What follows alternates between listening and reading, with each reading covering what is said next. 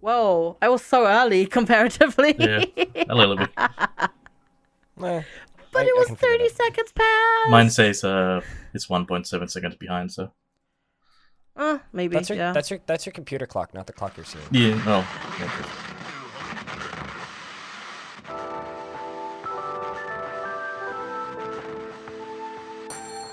Well, something that is today is an episode of the Halcyon Frequency Podcast. This is episode 31 of the Halcyon Frequency Podcast, airing August 21st, 2022.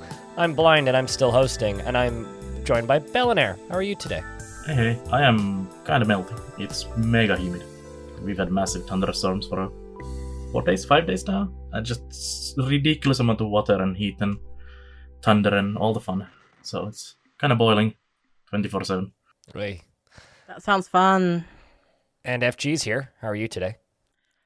Well, I did just rant about how my sponsorship thing didn't go. So besides that, I'm okay though. We are finally no longer in a heat wave. Our heat finally broke like this Tuesday, so it's actually like really nice here. It's like 20 degrees. I think I just read that they're predicting another one for UK. No, go away. I don't want to hear about it. We're supposed to get another one in like 2 weeks, and then it's supposed to be an air quotes early start to the winter, but right now I'm kind of with FG. It's been like 23 to 25 and kind of lovely, with the exception of yesterday, which was 34 for some reason.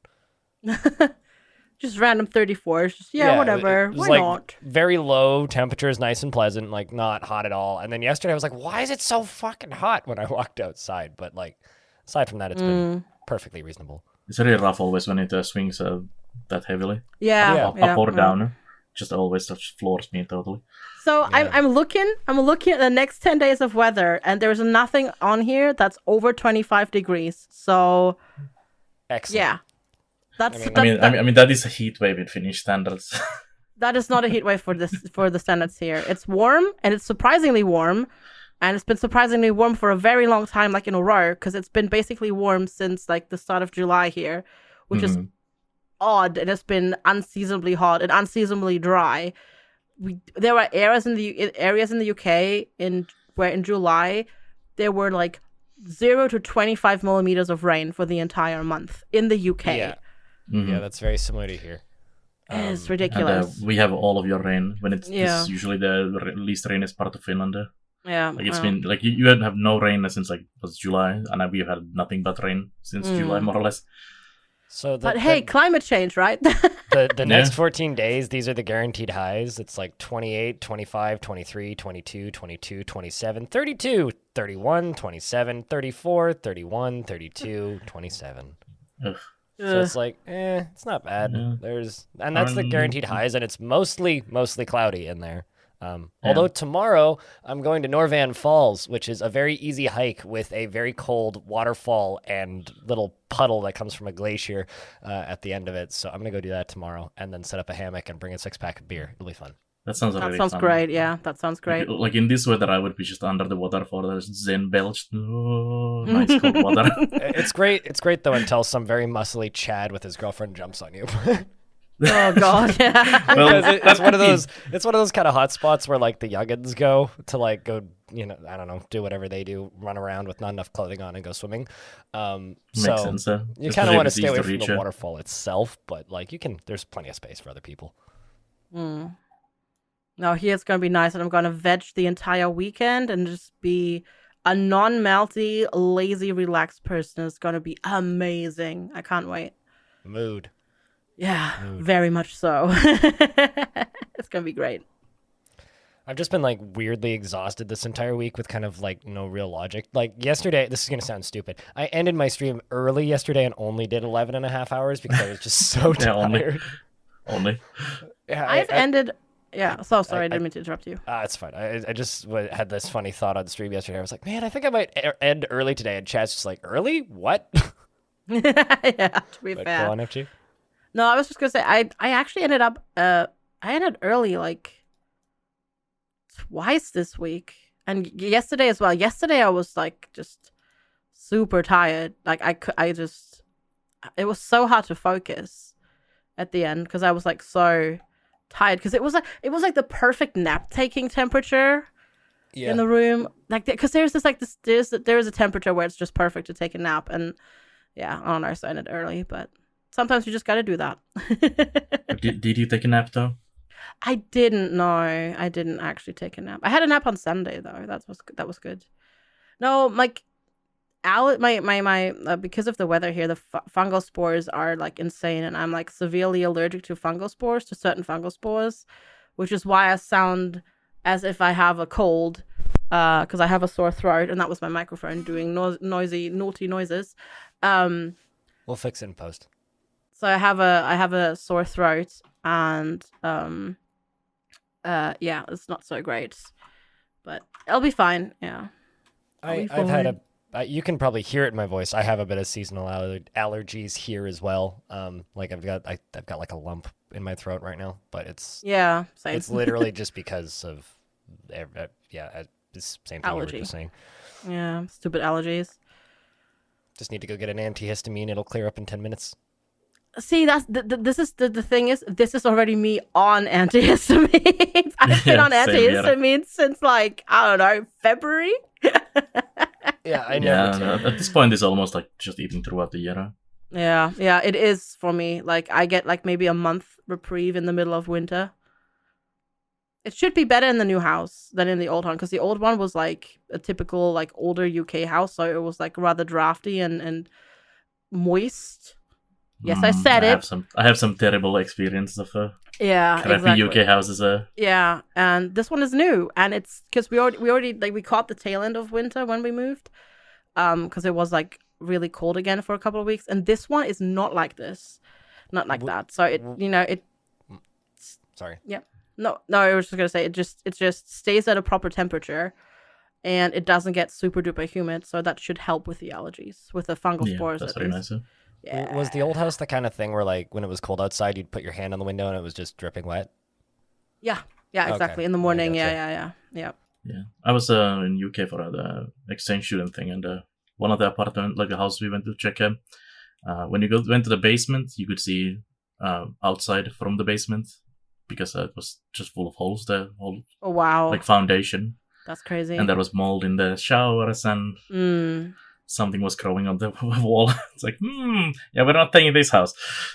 Yeah, it wasn't quite that bad, but yeah, it was definitely like in the mornings when you wake up, there was just condensation like all over the windows and that sort of stuff. It's just, ugh. It's a house from the 70s, so it's getting on 50 years now. It definitely needed modernization, but yeah, now we have a new house, so all good. Yeah, that's true. Yeah, fingers crossed. Let's not jinx it. Yeah, who knows what kind of building errors they've done. And No, I can't hear you. Half of the kitchen collapses next week.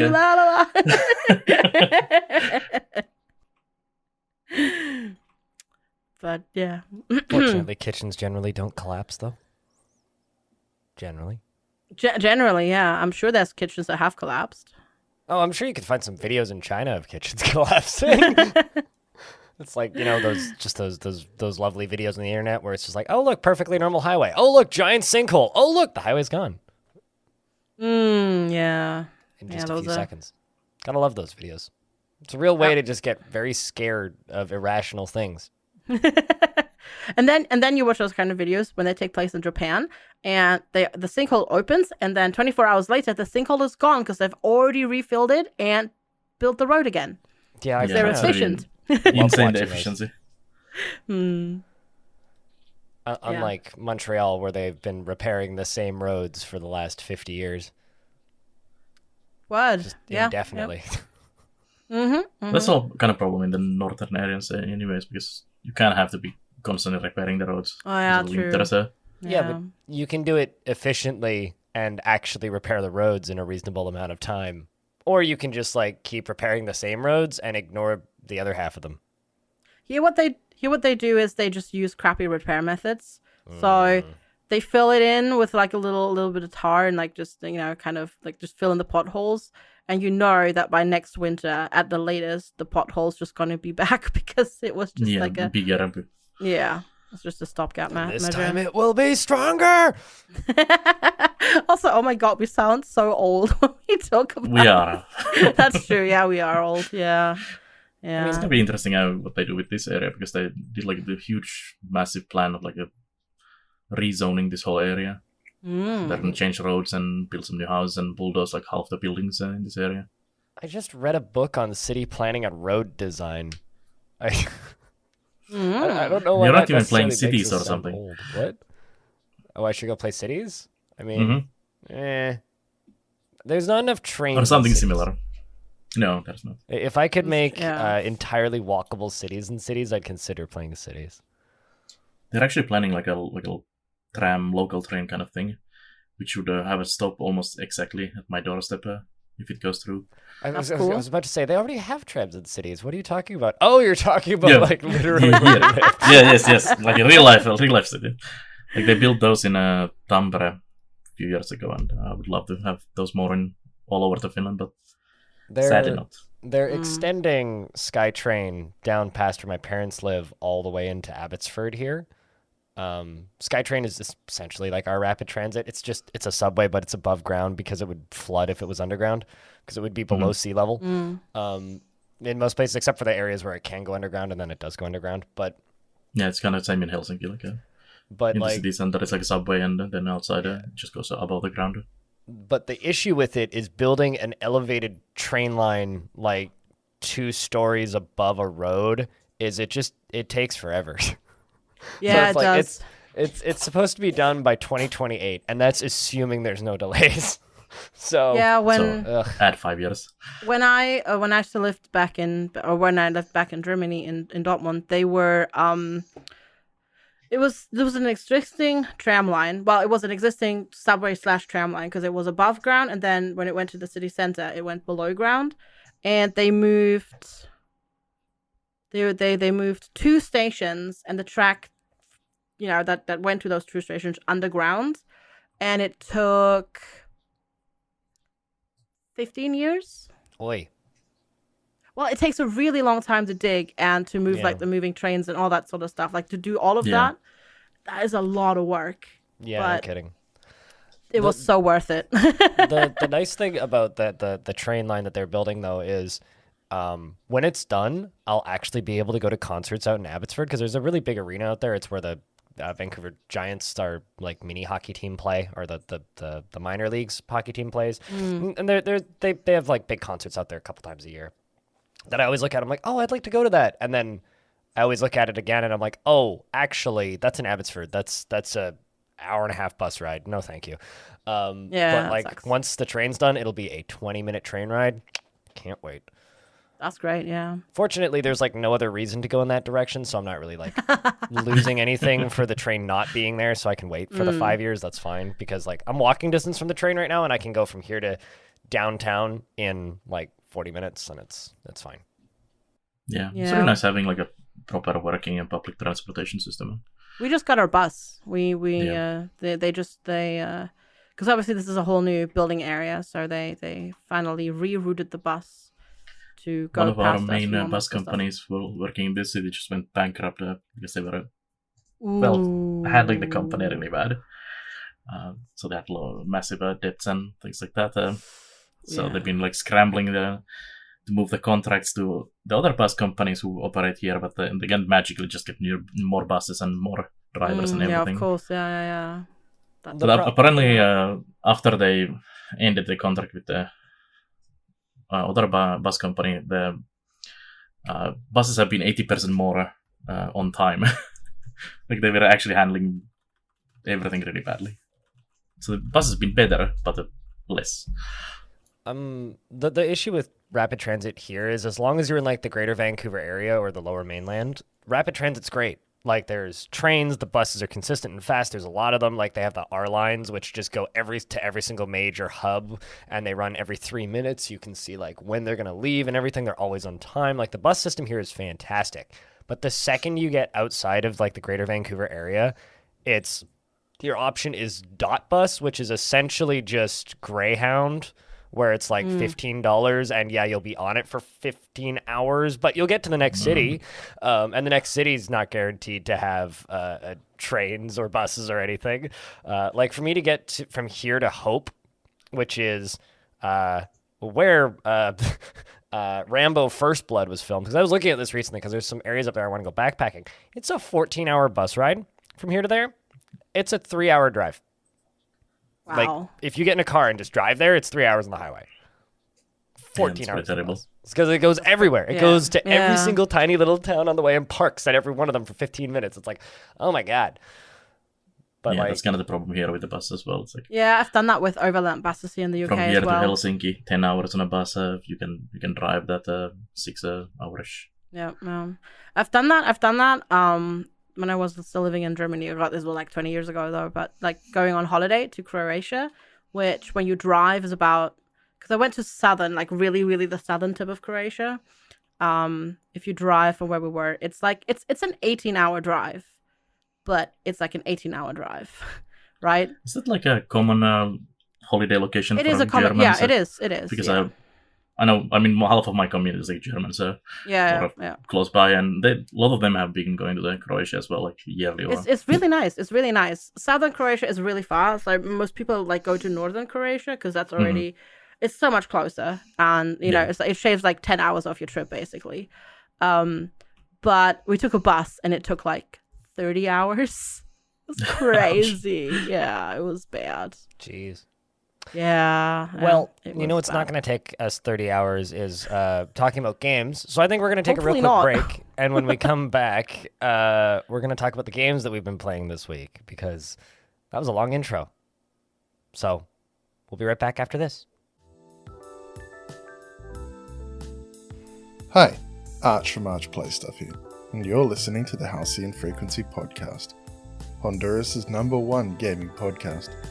Back to the show. And we're back. Once again, this is the Halcyon Frequency Podcast, episode 31. I'm Blind, hosting this show, and I'm with Belannaer and FG squared. So we've got a couple games on here that I'm pretty sure that most of us have played. So I'm gonna just start off by saying, Bell, can you talk to us a little bit about 2 Point Campus? Yeah, sure. So, sequel to The Hospital, which I keep always mixing up when I talk about them. It's like 2 Point Hospital, no, Campus. But yeah, it's basically the sequel to Hospital, and instead of hospital, you run a campus, which is basically almost exactly the same. It's like hospital, prison, school, they're all the same. Institution is an institution, basically. If you've seen one game, it's basically very similar, and they've just, in my opinion, improved a lot. Like, I like the hospital, but campus is a better game, in my opinion. Yep. Agreed. Like, especially like you have the GP queues and everything in the hospital, that's very annoying, and you need to build a lot of the same build like rooms. And I usually just did one really good one and then just copy paste that.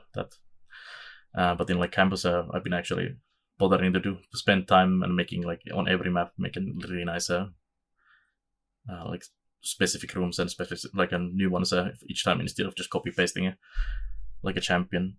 I also really like that. Like in hospital, you also had like different teams on the different maps, but it usually was like there's a couple new diseases, I need to deal with them, and there might be a little something like an earthquake or something. But in the campus, like each school has kind of the same. It's like a 1 or 2 new subject, but there's like a different team for every map, and I think that whole teaming works much better in the campus than it did in the hospital, and it makes it a lot more interesting. Like you have a wizarding school and a night school and like a sports school and so on, and different events depending on that as well. I think it works a lot better that way. It's also one of those that game had on launch a very weird issue that I've never seen in any other game, where WASD doesn't work. Everything else works except the A button, and you couldn't actually even bind it in any way because of certain keyboard layouts. And I was like really wondering like what is going on with this game. Yeah, they had really odd bugs. They had that, and then they had another one where certain time zones would just cause the game to crash. Yeah. It's like, how does that happen? Like, how does that get through? Like, it's not like like Scandinavian keyboard layout is very weird or anything. Like it should be pretty standard, especially if you're a company who makes the game is like European or UK, I guess. Like you should be pretty used to these keyboard layouts and everything. Yeah, it's a very odd bug. Not to just completely throw a wrench into this topic, but I just had to deal with a home invader. I had a his name's Morgan. He's a very fat black cat just walked into my apartment. So I missed almost everything you just said, but I just had to evict Morgan. Well, that's why we have a recording and you listen it back later on. I'll get another chance to listen to it. I mean, as long as it's just a cat, that's fine then. Because I was like, home invader? What? Holy crap, call the police. But if it's just a cat. There's 3 different cats that live in this like building that have a habit of just walking into my apartment if I leave the door open and the door's open. So it's either Charlie, Vasha, or Morgan. It's one of the 3 of them. But yeah, you played the campus as well, FG, right there. I did, yeah. How far did you get into it? Like, I'm currently on the cheese ball map, which is like the 6th map. I've actually played off stream a lot as well. Like I've been also really enjoying it. I think they made it a lot more fun than Hospital, and they removed a lot of the really tedious things that were in 2 Point Hospital that were just kind of frustrating. And they just made it a lot better. And you can do a lot more design stuff. I haven't really been bothering with the design stuff, but you can design some really cool looking things because, you know, you can do like 2 rooms in 2 doors in a room, just like basic things like that, which in Hospital it just wouldn't let you do, for example. I have actually one complaint about that because you have like the student lounge or your room or whatever it's called, and you can't like it's all, you have like a microwaves there and a kitchen and you fridge and everything, and so it's like kind of like that like shared housing common room kind of setup, but also kind of party room. You can't directly put rooms for the students where they sleep. You can't connect it directly, so you can't make it like in the common room. You have to have like a separate corridor there, and I really wanted to set up that like in the middle and then just plop rooms around it. Yeah, that would be really cool. Yeah, that would have been really cool. But no, I really enjoyed it, and I'm on map. I only have 2 maps left actually.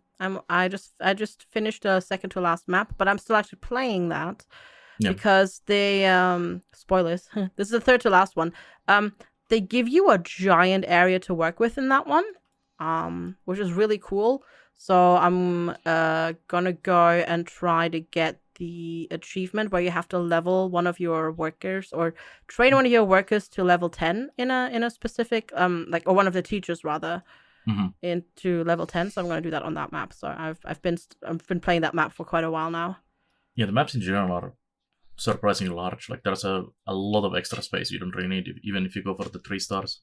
Yeah, absolutely. And they've made it. They made and this is like really cool for designing as well. They made the pathing so much better. Oh my god, the pathing in the game has improved so much. They don't just walk through objects now. Yeah, but you know, like also like the whole like interacting with doors and then like people passing each other in corridors in Hospital, it just used to constantly make them like, you know, it took a lot of people and that just doesn't move anywhere. Yeah, and it would need a lot of calculations for them to be able to pass past each other, and all of that is now gone, which is really cool. Also, kind of on that. I really like that you can now design your own buildings. Like you don't have to use the existing like layouts. You start with something, but you can always alter that. And then when you buy a new plot, you can either buy it with buildings or build without the buildings. And even if you buy with the buildings, you can then just build whatever you want. You can even delete your starting building. I've done that because they give you like oddly shaped buildings. I just delete it and I just plonk down like a square or a rectangle. Yeah, it's also really good to like refund on it. I think it's like 100% refund or something. Yeah. And on several maps, especially the one I'm currently on, I've gone like way too big building, and then I'm like, oh no, I don't have any money. Well, I'll just delete half the building because that's in use, and suddenly I have money again. Yeah, no, it's I think in all aspects an improvement, and it's really good. I'm really enjoying it. Yeah, it does have a few like bugs and weirdness still. Yeah, especially if you like take a broom and rotate it. Sometimes the objects have decided, oh, this is not acceptable anymore, even though it was just fine this way. And then you pick up the object, put it down in the same place exactly, and it's fine. Yeah, that's true. And that gets slightly annoying sometimes, especially if you're moving around a lot, which I've been doing a lot. Like I've been redesigning pretty much every school year. The school is like a totally different one. It would be really weird going to school. It's like, oh, yeah, this is Where different did the gym building. go? It's bigger. It's actually in a different place as well. Every room is in a different location. It's like the shifting hallways, but school Yeah, edition. it was appropriate for the wizarding school. True, But the yeah. other map as well. It's kind of weird. Well, all I can say is I'm just glad that those guys hit it again. You know, I was kind of worried when that game got delayed, and it got delayed twice, didn't it? But I'm just glad that 2 Point is continuing to keep that type of game alive. Yeah, I imagine it will get a bunch of DLC as well, like the previous one did. Oh, probably. I would assume that they'll have some sort of season pass and like that. Those games are so easy. Okay, I don't know how to make games, but they seem like they're very easy to just kind of add more to them. Yeah. Yeah, it should be fairly easy to just add a new school, a little bit of voice acting, and then a new team and like a new subject to do that on the. Change some colors, add some voice line, add a new school, plot done, $15, easy peasy. Let's go. Yeah, pretty much. Weekend project. Yeah. Just do it in your spare time. Come on, devs. But Yeah, I definitely intend to play all 12 of the maps, and if they do DLC, also those. Yeah. Part of my weekend is definitely going to be dedicated to working on 100%ing the achievements for 2 Point Campus. Well, I think that we should move on to a game that doesn't have achievements because it's in early access. But I think all of us have played Farthest Frontier, haven't we? We have, yeah. Yeah.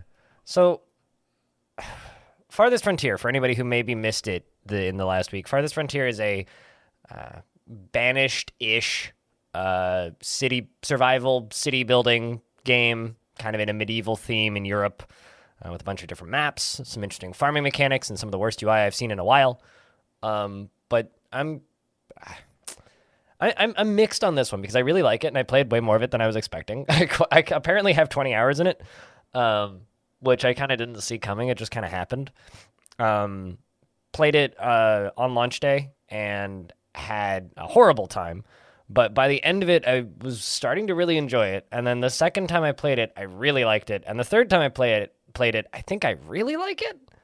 And Yeah, I think it grew on me as well. When I started, I was like, I'm not sure about this. Like even like graphically, until I cleared a little space for the village, I felt like this is just a huge clutter of mess that is hard to see anything in. yeah. And the more I played it, the more I liked it. The thing that really irritated me about it is like there's those tiny little icons on the ground that like indicate different resources, right?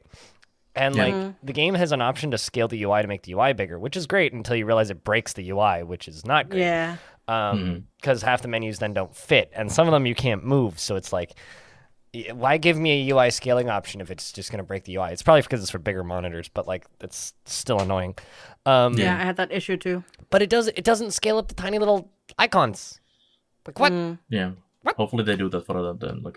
I mean, there's a reason it's in early access, I guess. Yeah. Also, like they have tutorial options on and off, which I think is really funny because 7 hours in, the pop-up on how to rotate the camera popped up. Yeah, the tutorial is It's a little basically late. non-existent. Like, yeah. Yeah. Well, I mean, it's understandable. Like, why bother making a detailed tutorial until you have like everything in there? Yeah. Totally, but Things might like change. there is a full tutorial in there. It's just the triggers Yeah. to actually make them pop up are so busted. You won't see them for hours, which is very funny. It's like, this is how you delete a building. And it's like, game, I've been deleting stuff for hours. I found the button like 2 hours ago. What? Yeah. Not to mention, someone on my stream asked me, like, is there a good tutorial? I was like, there was a tutorial? But then now that you mention it, yeah, there was like pop-ups every now and then, But like what's 20 even hours better later. is I realized they started popping up like on day 2 for certain things. Like there's a very detailed description on how to trade. I didn't get that until my 3rd map. And after I traded multiple times on my 3rd map. But there's a very detailed window on how to trade. If you deactivate the tutorial, they still pop up. I never got a trading tutorial. No, I don't think I've seen one as well. And I played it. Well, I didn't play. I played only one map, and I played that quite long. I played 2 different maps. I play It's kind of 4. also because the trading is such an important part of the game as well. Yeah, it is. Yeah, Trading and farming. Oh boy. I do like the farming as well. The farming is really cool. With I have to admit what bothered me the most, and this sounds really weird because I actually really like the game. I had a great time with it. This is again one of those things where it's like I'm gonna be really harsh with this game because I really like it and I want it to be really, really good. Yes. Yeah, exactly. Just to preface it, I hate the combat in it. The combat controls are absolutely atrocious. I think, like for defense. So for the second time, because I started over, I just turned it off, and I like it so much more without combat. It's so much better without combat. You know, I like that there is the combat, but the combat definitely could be better. Like it gives me reasons to do things much more than if there is no combat. There's still so much to do though, like There already without the combat. There's something that I always wonder about with these types of games, and it's always everybody always asks, is there combat? Is there combat? Is there combat? Can you fight things? Do things attack you? Is there combat? And whenever I'm playing one of these games, like let's just say Endzone is an example, a game that doesn't have combat, it's like all just environmental stuff. It's like combat would just make this game worse. And it's kind of funny because now we have one with combat, and I'm pretty sure the combat makes the game worse. Yeah. I mean, there is some other ones as well that have like raiders coming at you and some combat stuff. And on those, I have definitely thought as well, like, this is a pretty terrible feature.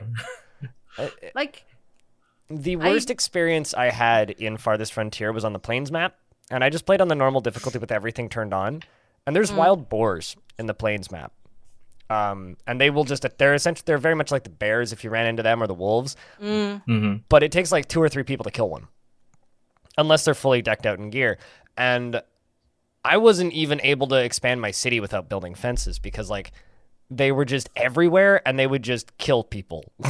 Like constantly. Yeah, I feel the randomness of the map generation can really screw you over. Yeah, the map generation needs a little bit of love still. I don't know if it's necessarily that it needs love. I think it's also I probably should just placed my starting spot better. But like, but you can also see all the things that when you place the starting spot, so you can know if there is something like a wolf den right slap bang where you place your thing. What I did on the last round was I set it down to the easy difficulty, which doesn't disable the combat. There's still combat.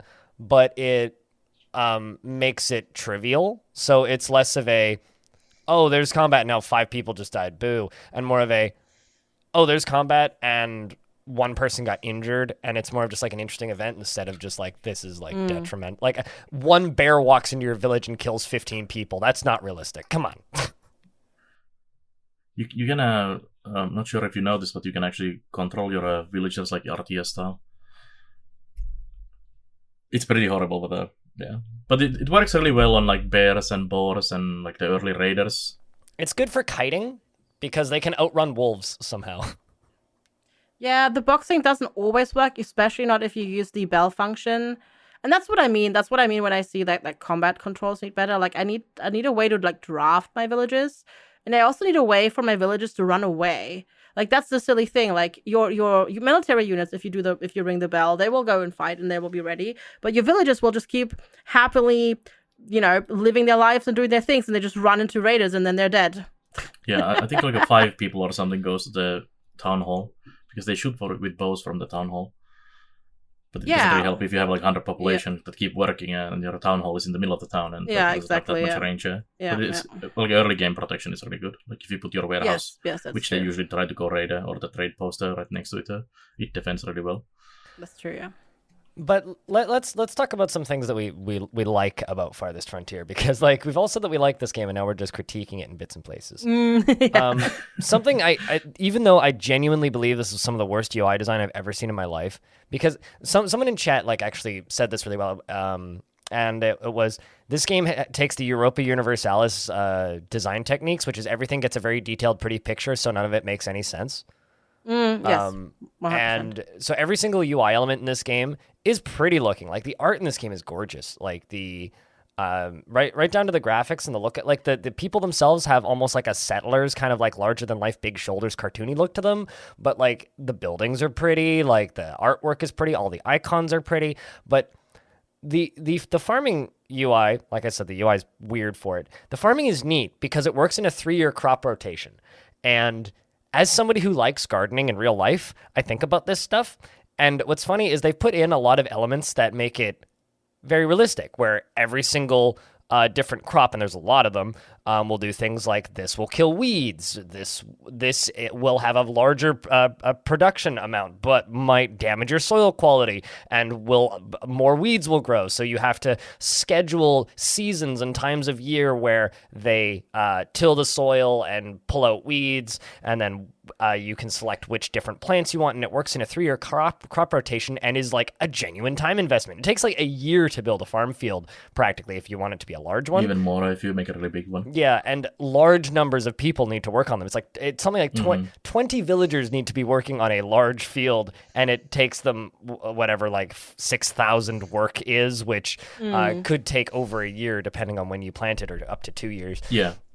And even once you once you build the building, then it's full of rocks and weeds. So you need to have like almost another year or year and a half almost to just clear out the rocks and weeds.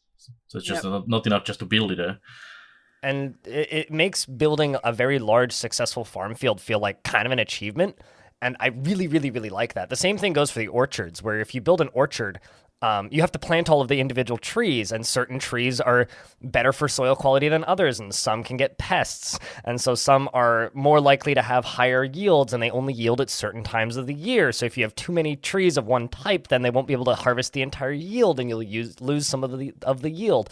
And when I say that, it sounds like it could come down to just, I will just use this exact same pattern every time. No, because soil quality varies from area to area, so you want different types of trees depending on the soil quality, and it's that element of it is really cool. And then it takes like 7 years for the trees to mature enough to actually get full yields.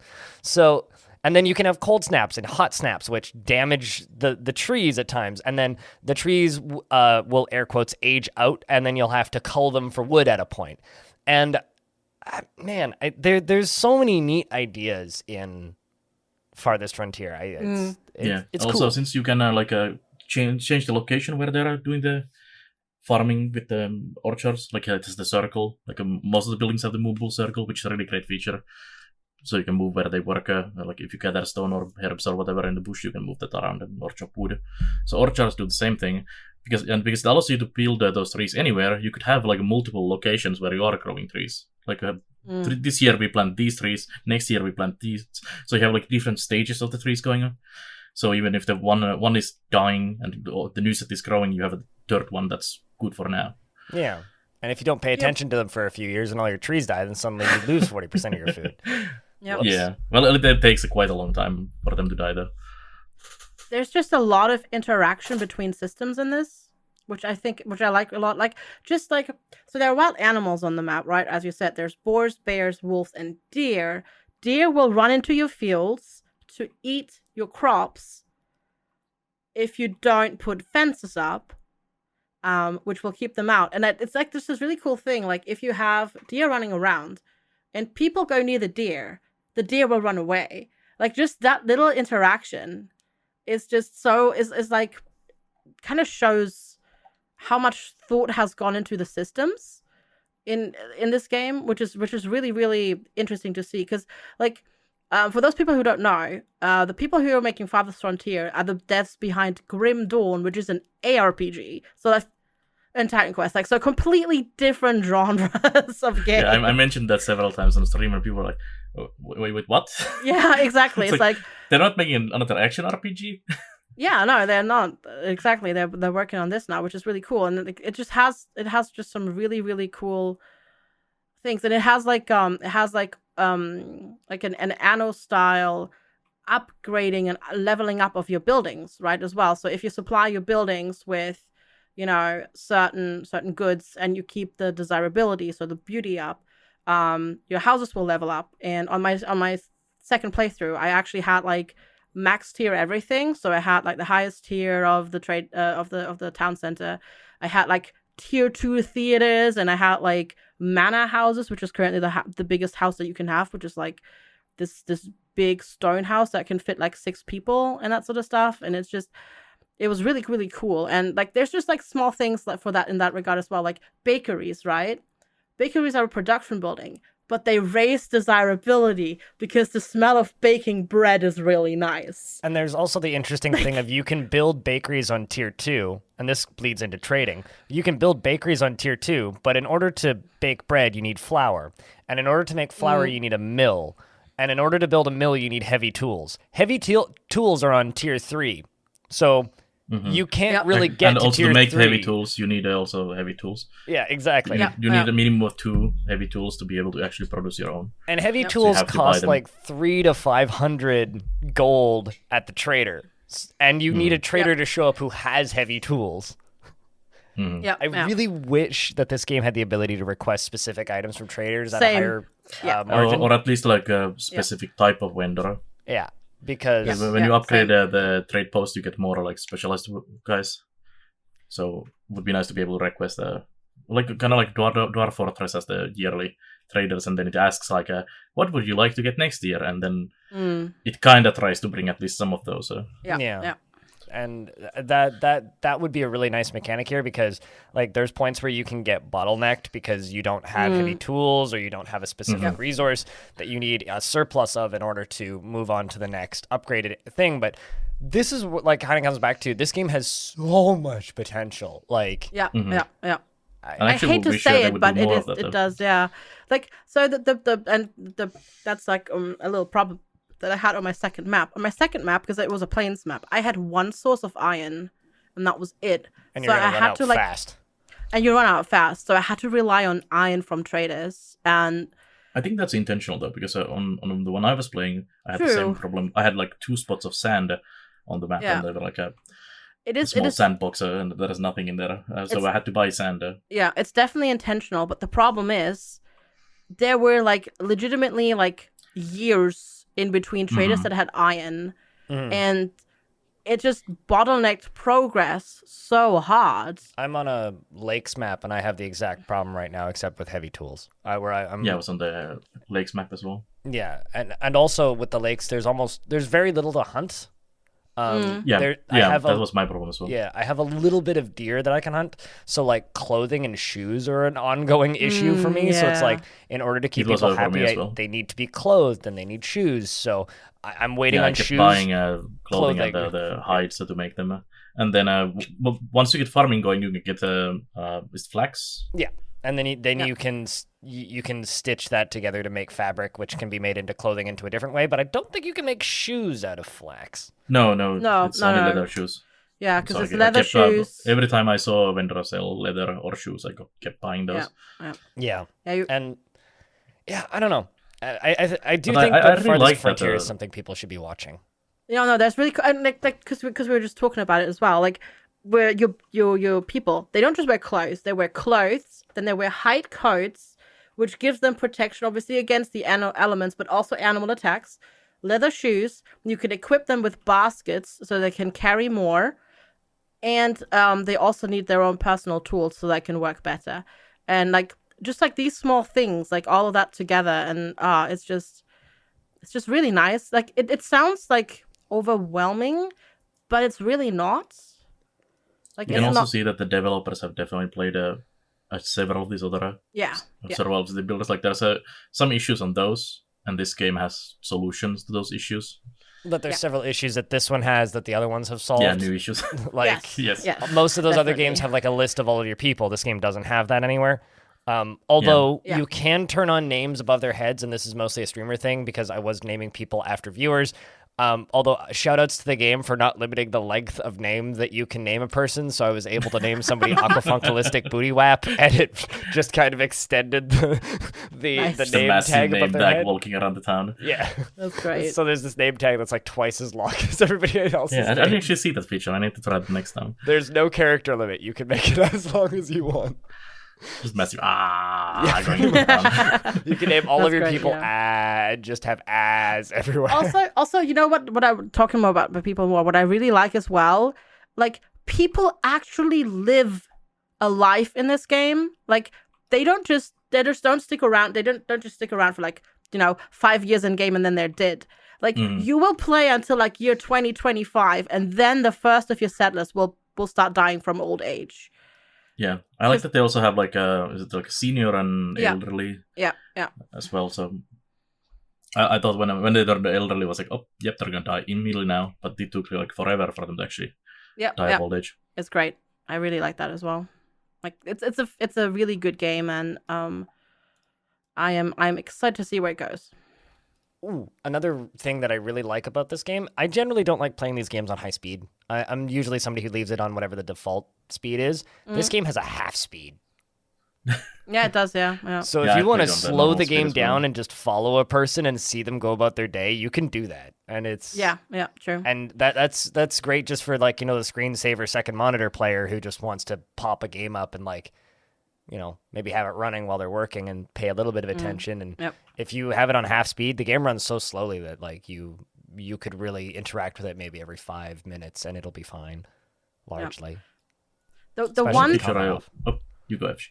No, I just wanted to say the one thing that's a bit about the game, I think, is the price tag a little bit. It is a bit pricey for early access, I think. I'm gonna say this.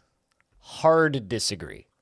I think that the price tag for it is kind of perfect for what it is. There's a lot of content in it, and it's very playable. And I think that we should stop normalizing the make games cheaper thing because devs need to get paid. And this isn't a small team making this game. It's a niche product, and it's $10 more than Banished. Hell of a lot better game than Banished is right now.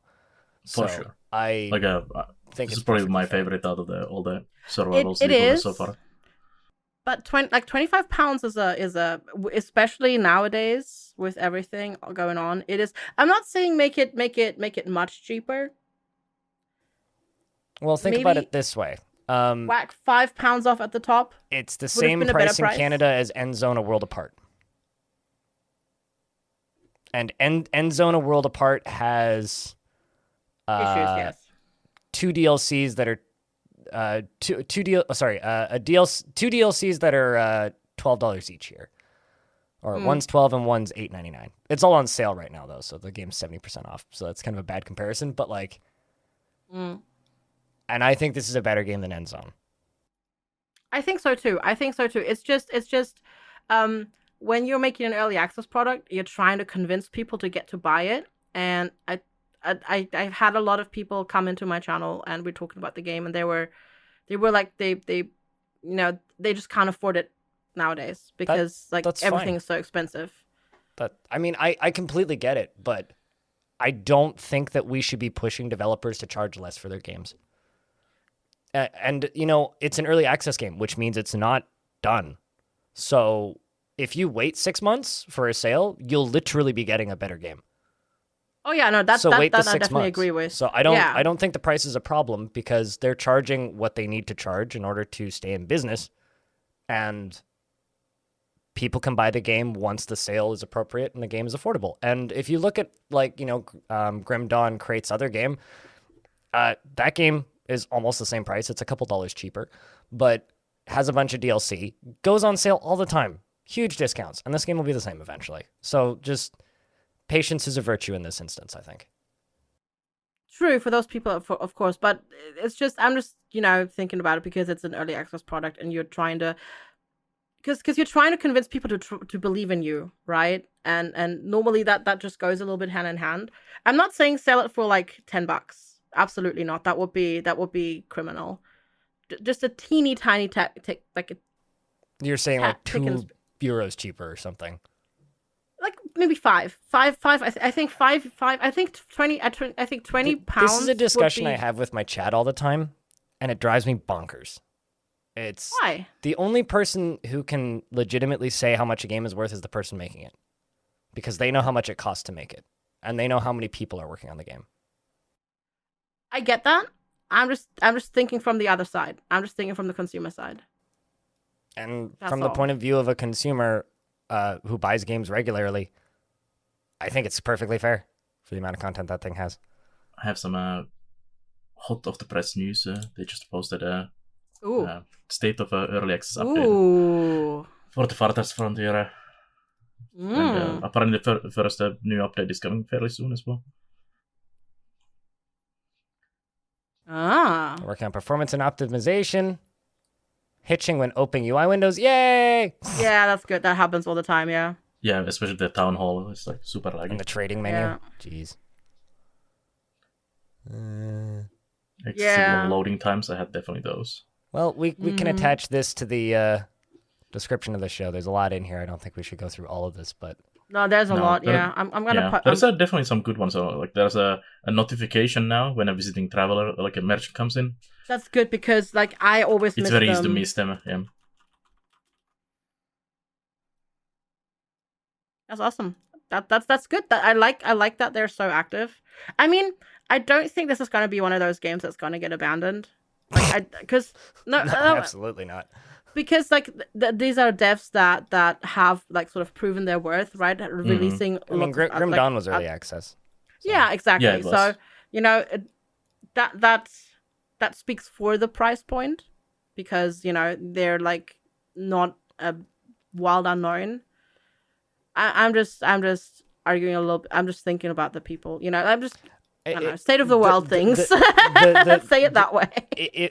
For the people. Okay, so this is my argument against that. There's bajillions of games out there for sale. If somebody wants to play one of these types of games right now, you can go buy all of Endzone: A World Apart for $11 because it's 70% off currently.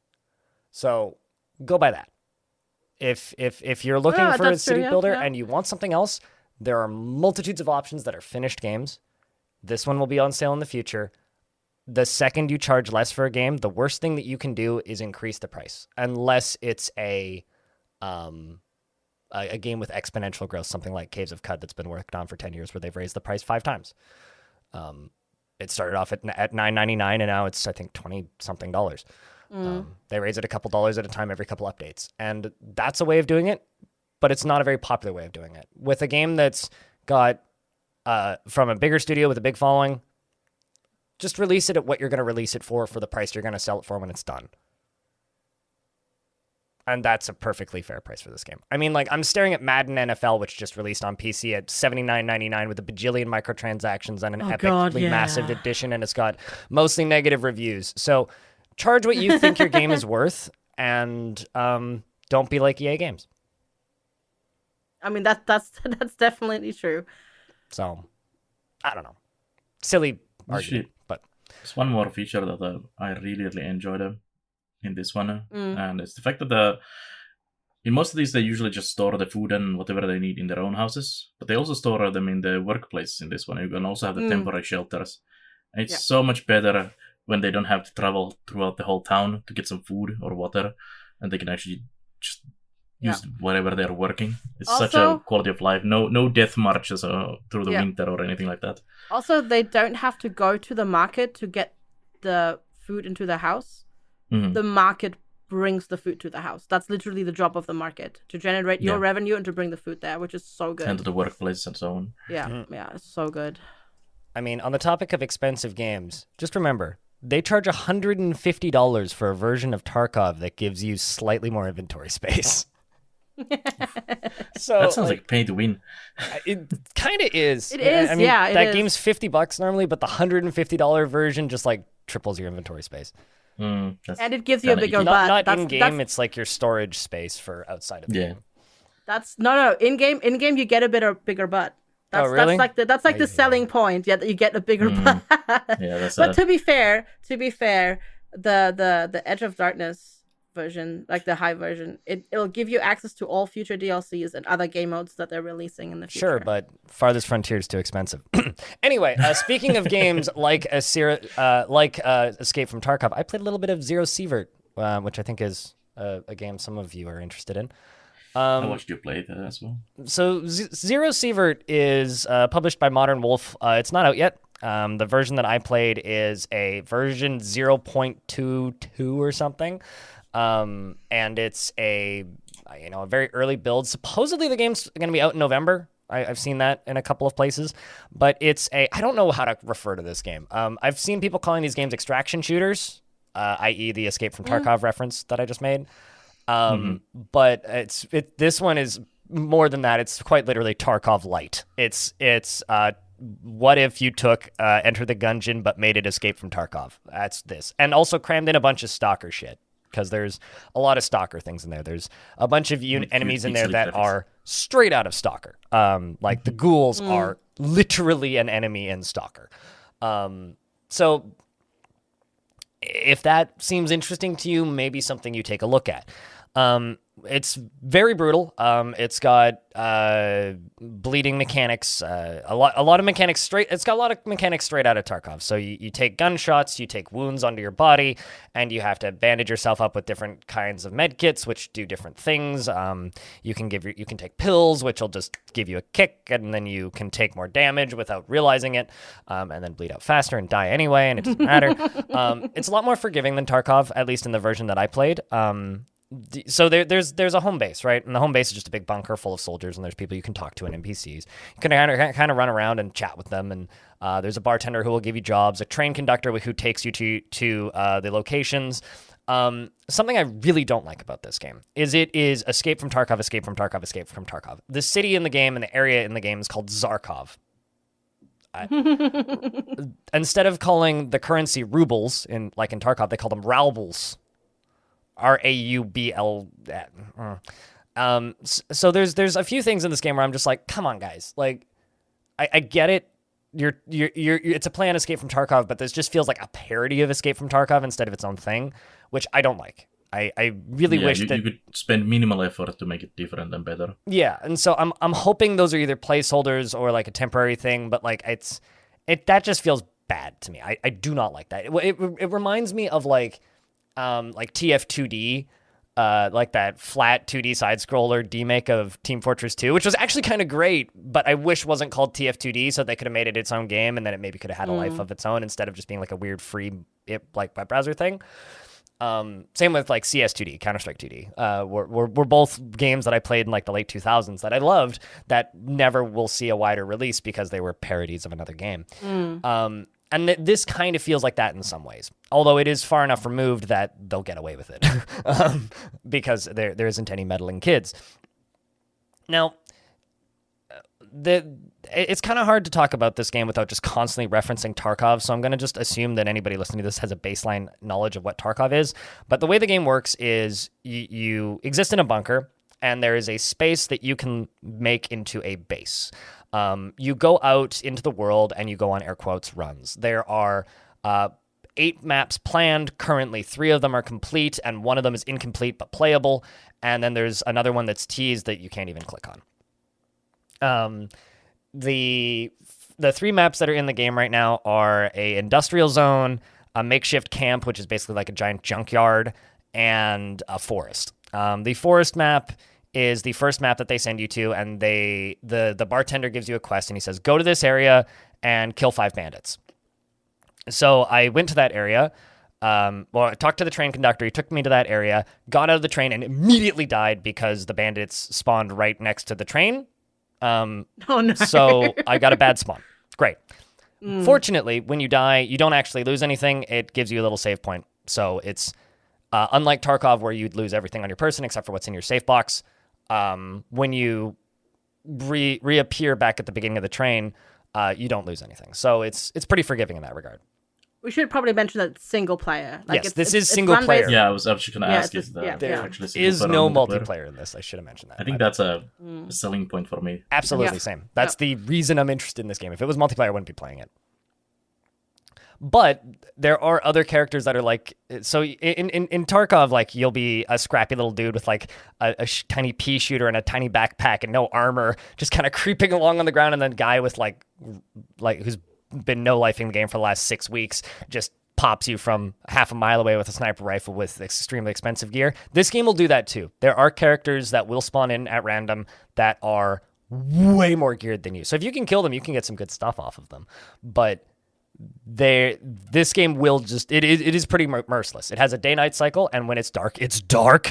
And so anyway, I spawned in and started wandering the map and did a few runs where I picked off a few guys, then kind of had no luck. And I just kind of decided, okay, I'm just going to stop trying to do this quest. I'm just going to explore the map. So the maps are randomly generated, so the layout changes every time, but they're very shitty randomly generated. I say this as somebody who plays a lot of roguelikes. Like the proc gen on it is bad. It's very much like there's a town, the town's the same every time, and it's plopped in. There's a building that's the same every time, and it's plopped in. There's a cave that's the same every time, and it's plopped in. But the location of where they'll be at is different, and you don't have icons on your map. Yeah, it's basically just scrambled. It's not really randomized. So I think it's kind of like it says procedurally generated maps. That's kind of misleading.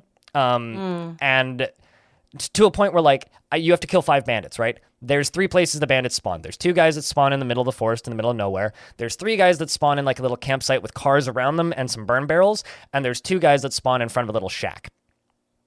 And so if you see those set pieces from a distance, you go, okay, there they are. And you walk around them and you can pick them off and kill them and loot their bodies.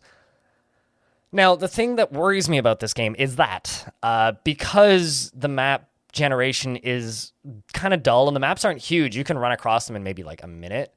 I really worry that it's going to become very repetitive and dull because, yeah, there are interesting things that happen. Like there's a guy named Igor in the first map that you can find, and he asks you to find him 10 meat. So you go around and you shoot bunnies and wild boars and various other animals that drop meat, and you pick that stuff up and then you bring it to Igor. And then every other time you go into the map after that, Igor's house is highlighted. You go to Igor and he will have gathered gear for you. So you go up, you say hi to Igor, and then you go into his little lockbox and you can take meds or crafting materials or whatever. So that really worries me because I'm concerned that because of the uninteresting map generation, unless the later maps are much more varied, which I'm not expecting because I know they're working on a mall. Most of the maps are like an homage to different Tarkov maps, right? So the forest is very much like the forest from Tarkov with the dorms. The industrial zone is very much like, I think it's called Customs. Customs.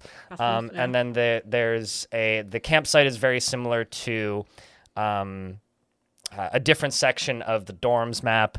And then there's a mall map that they've teased, which is going to be like the mall from Tarkov.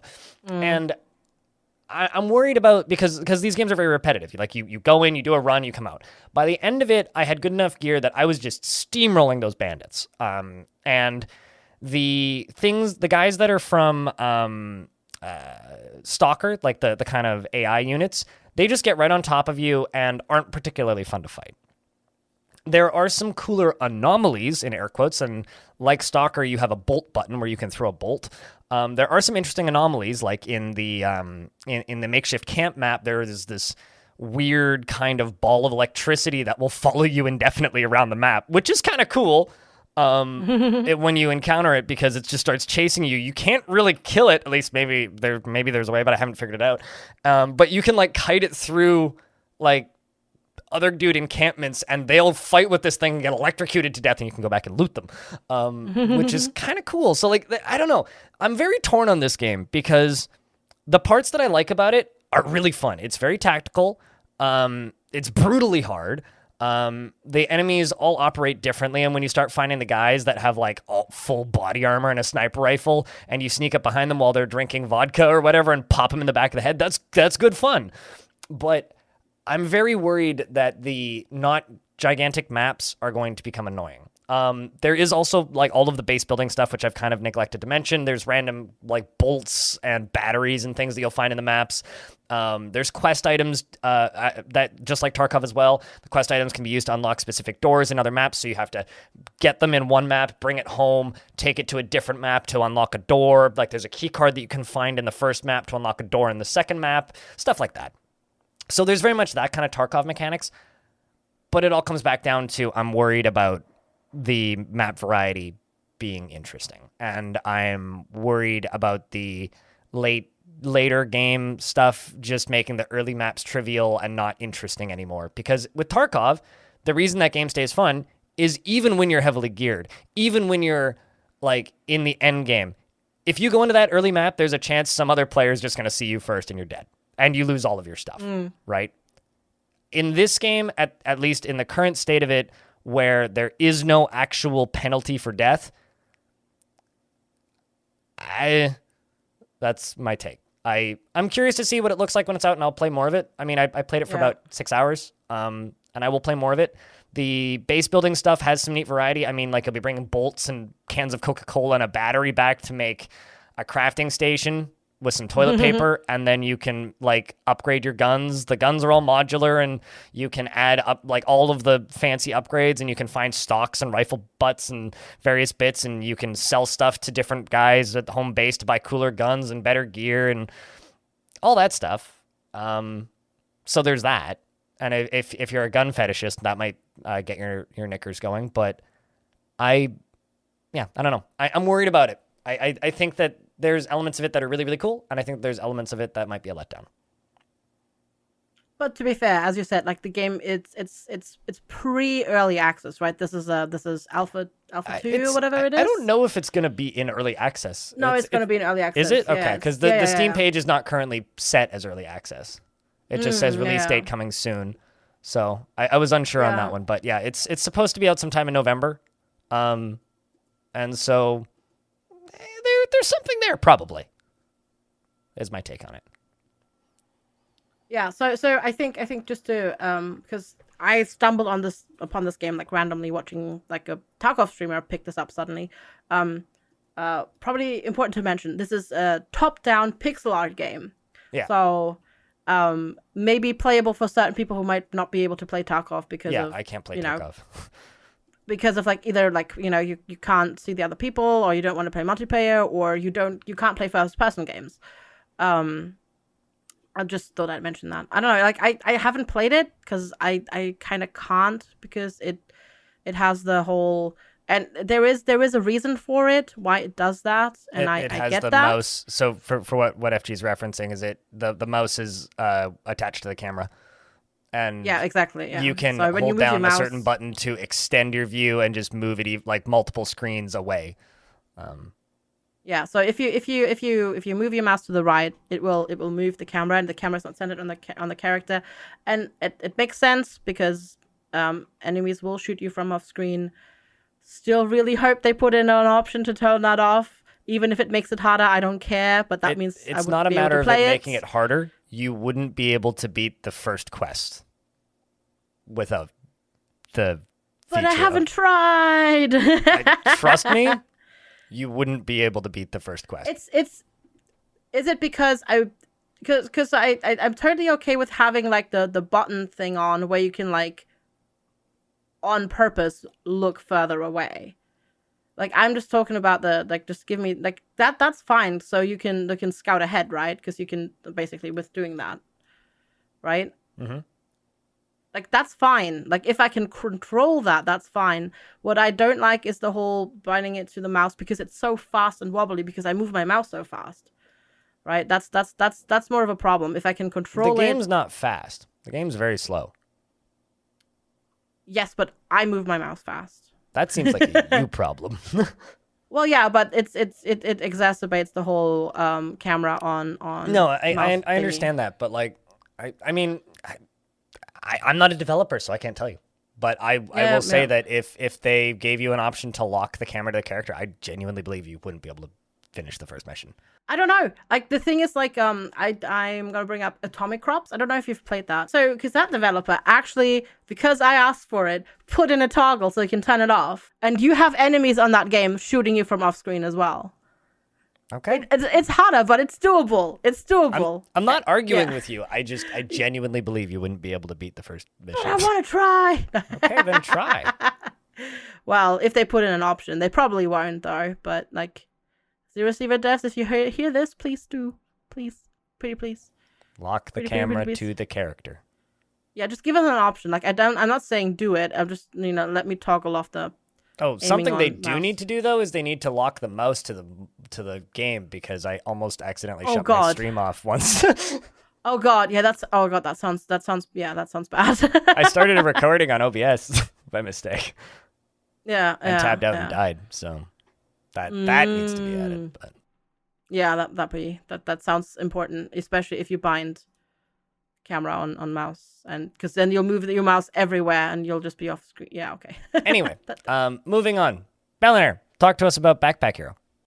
Yeah, so Backpack Hero got into early access on 15th after a very successful Kickstarter they ran for a month. That was a quick turnaround. I mean, we played this. Sorry? That was a quick turnaround. It was. I mean, they had a web-based itch really demo good game already. Kickstarter to it was like this Kickstarter is just our salary for the next however long we're going to work on this game. It's nice and to see. they were extremely successful at that. Like they asked for actually very little. I don't remember. It was like 15,000 or something like that. It was a very low amount, anyways, and they made it like 10 times more than that or something. But they had like each demo you say that is like that demo was already a really good game. And they just build on that with new enemies, new weapons, and combos and things. And now there's 3 characters. There's the original mouse called Purse, and there's now a toad called Toad. Yes, Yeah, and Toad, then there's the robot CR8, so Crate. Yep. So they're all basically containers of some kind of backpacks. It's great, yeah. And the mouse plays as it did basically in the demo, although there is definitely new items to get for her as well, that change things up. And then the other 2 characters play very differently. Like it's still the same backpack management, but Toad has this carving mechanic, which is more of like a card game, because you get 3 carvings every turn that you can basically plop into your backpack, and they give different things like a block and so on. Or do damage. Like they have on-summon effects, some of them, and then they stay as an item, or they might not stay as an item in your backpack doing things. And it's very different. Also, your backpack has 2 different types of slots. So you have basically carving slots and then a normal slots. And when you upgrade your backpack, you get quite a lot more points than like the Purse does. But you have to spend 2 points to make it into a normal slot. So you basically end up with an kind of less slots, like normal slots than you do on a Purse, but you have all those carving slots. And it's very weird way to play compared to Purse, because I have the card mechanic on top of the backpack mechanic, and having to balance between them. I found it a lot harder to play. Same. And then there's the third character, the Crate, who is a robot basically, who plays again very differently. So like both Purse and Toad have energy, like in like Slay the Spire or any of the other ones. You can use energy to play actions, attack with the weapon, defense, and so on. But the Crate doesn't have energy at all. But he or she, I don't know. The robot has basically parts. So it has basically this like a core that shoots a beam that is worth 3 energy, which is what other characters have as well.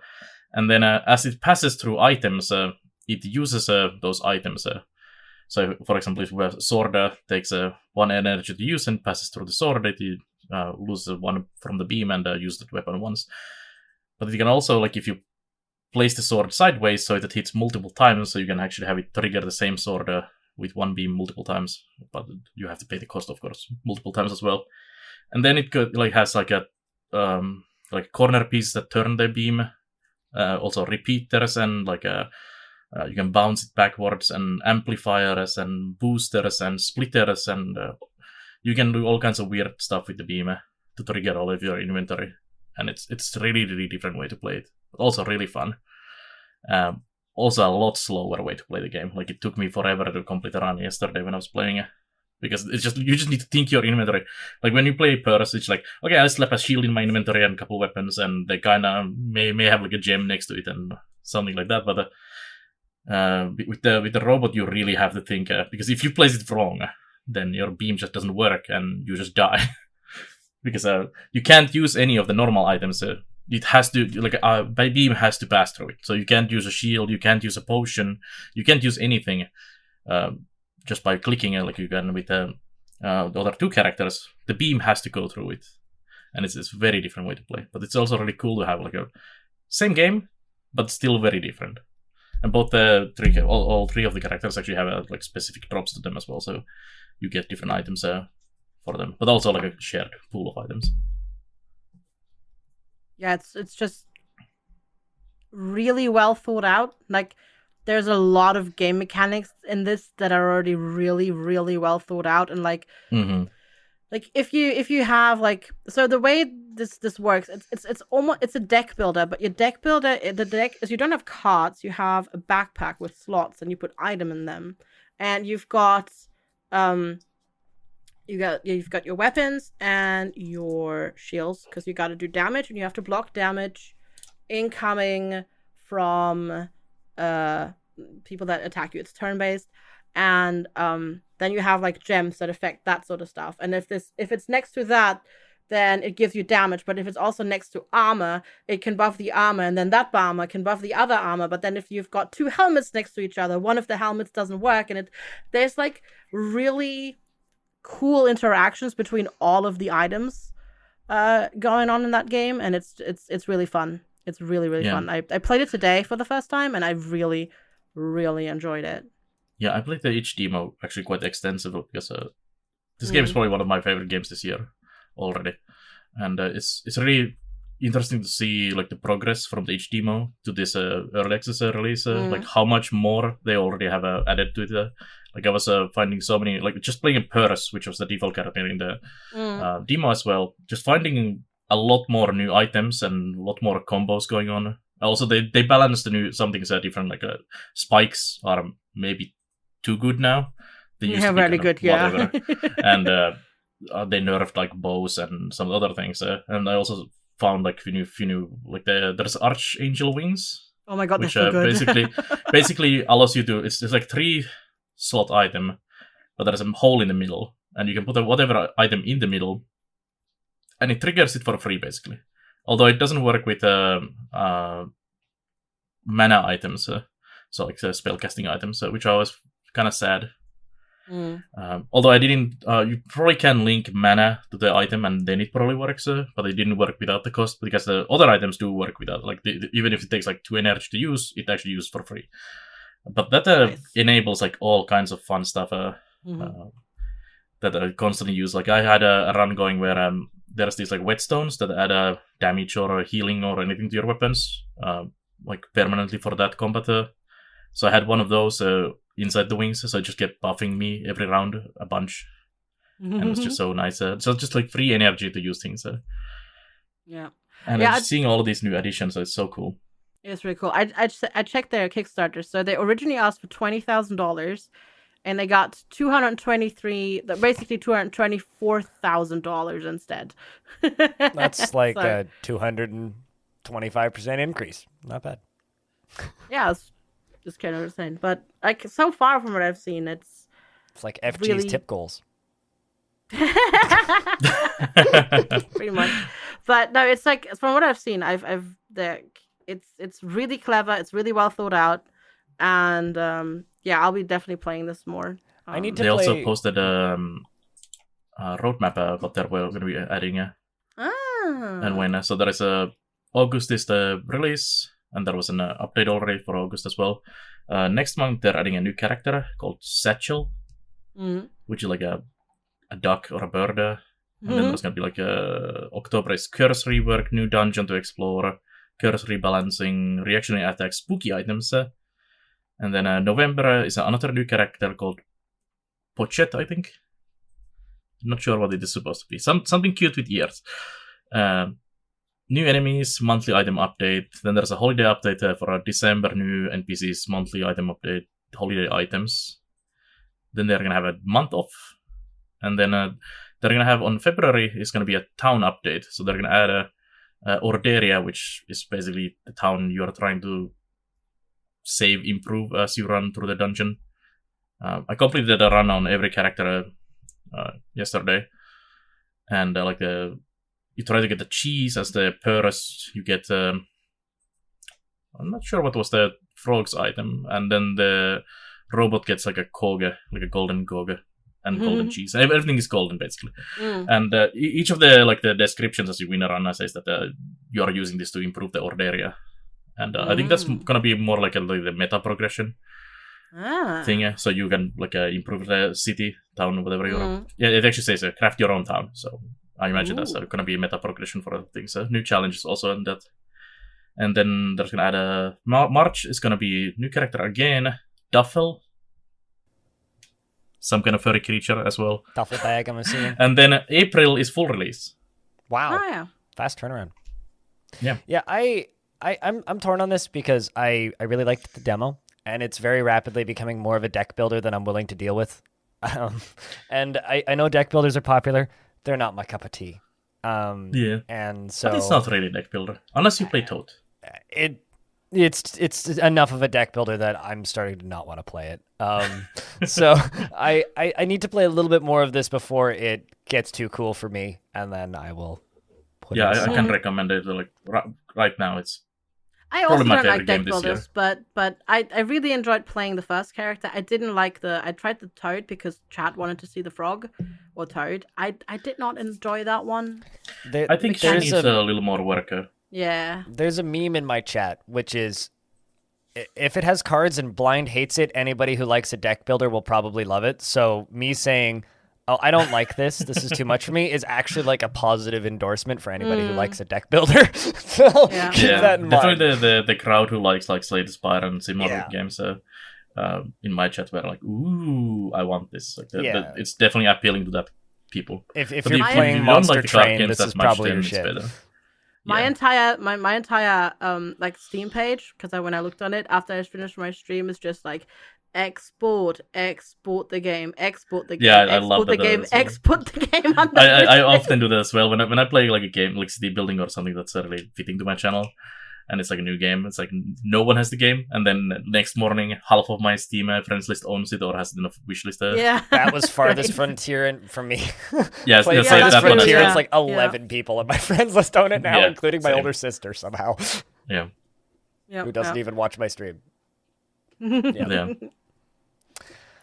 But I think that kind of brings us to the ends of the games that we've been playing this week. I do want to chuck in an honorable mention here.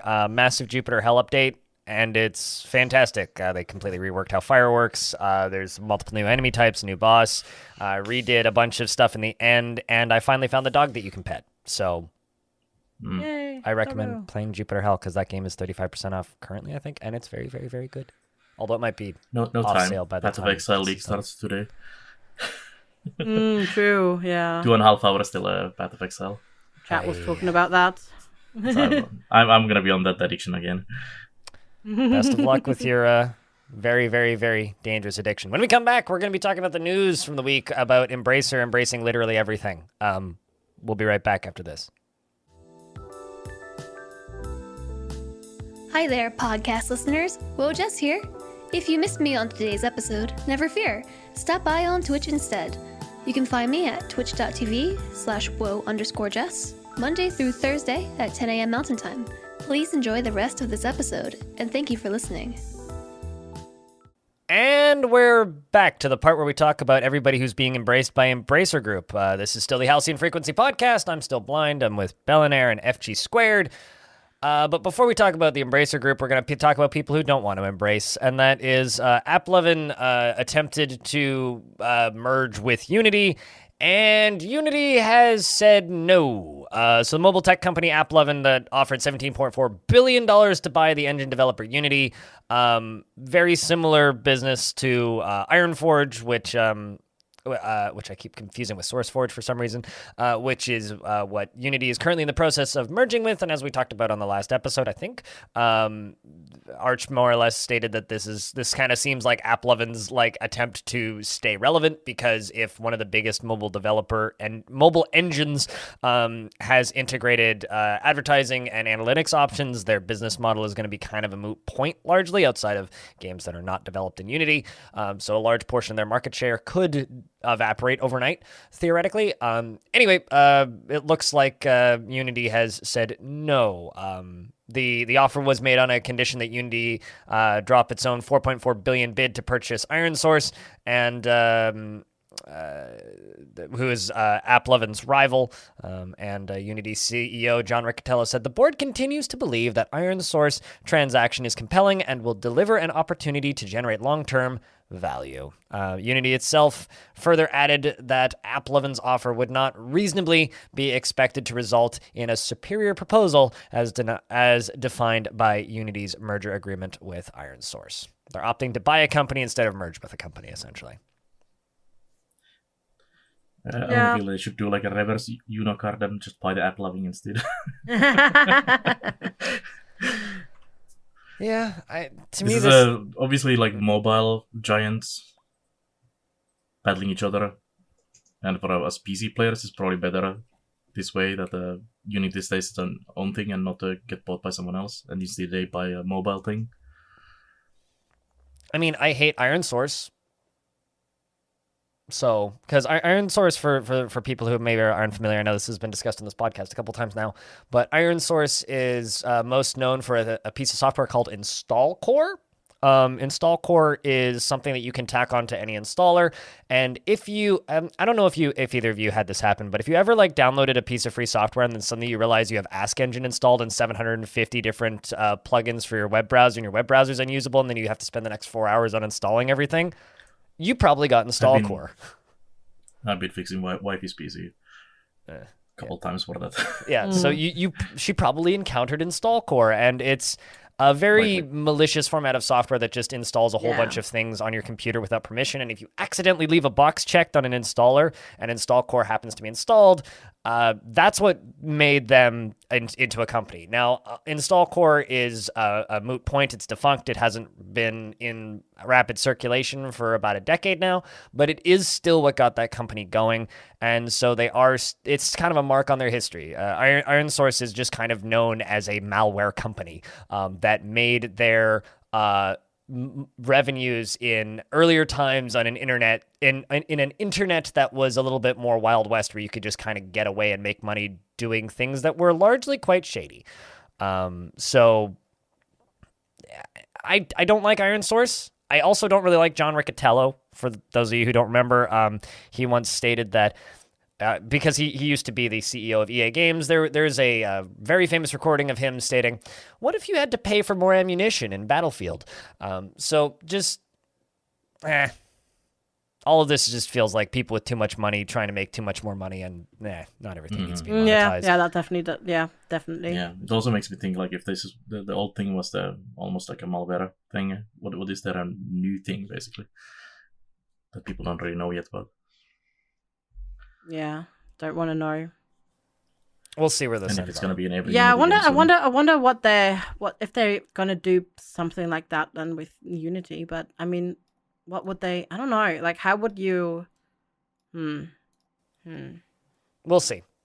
We'll see. Yeah, we can't really. I mean, the because I don't know.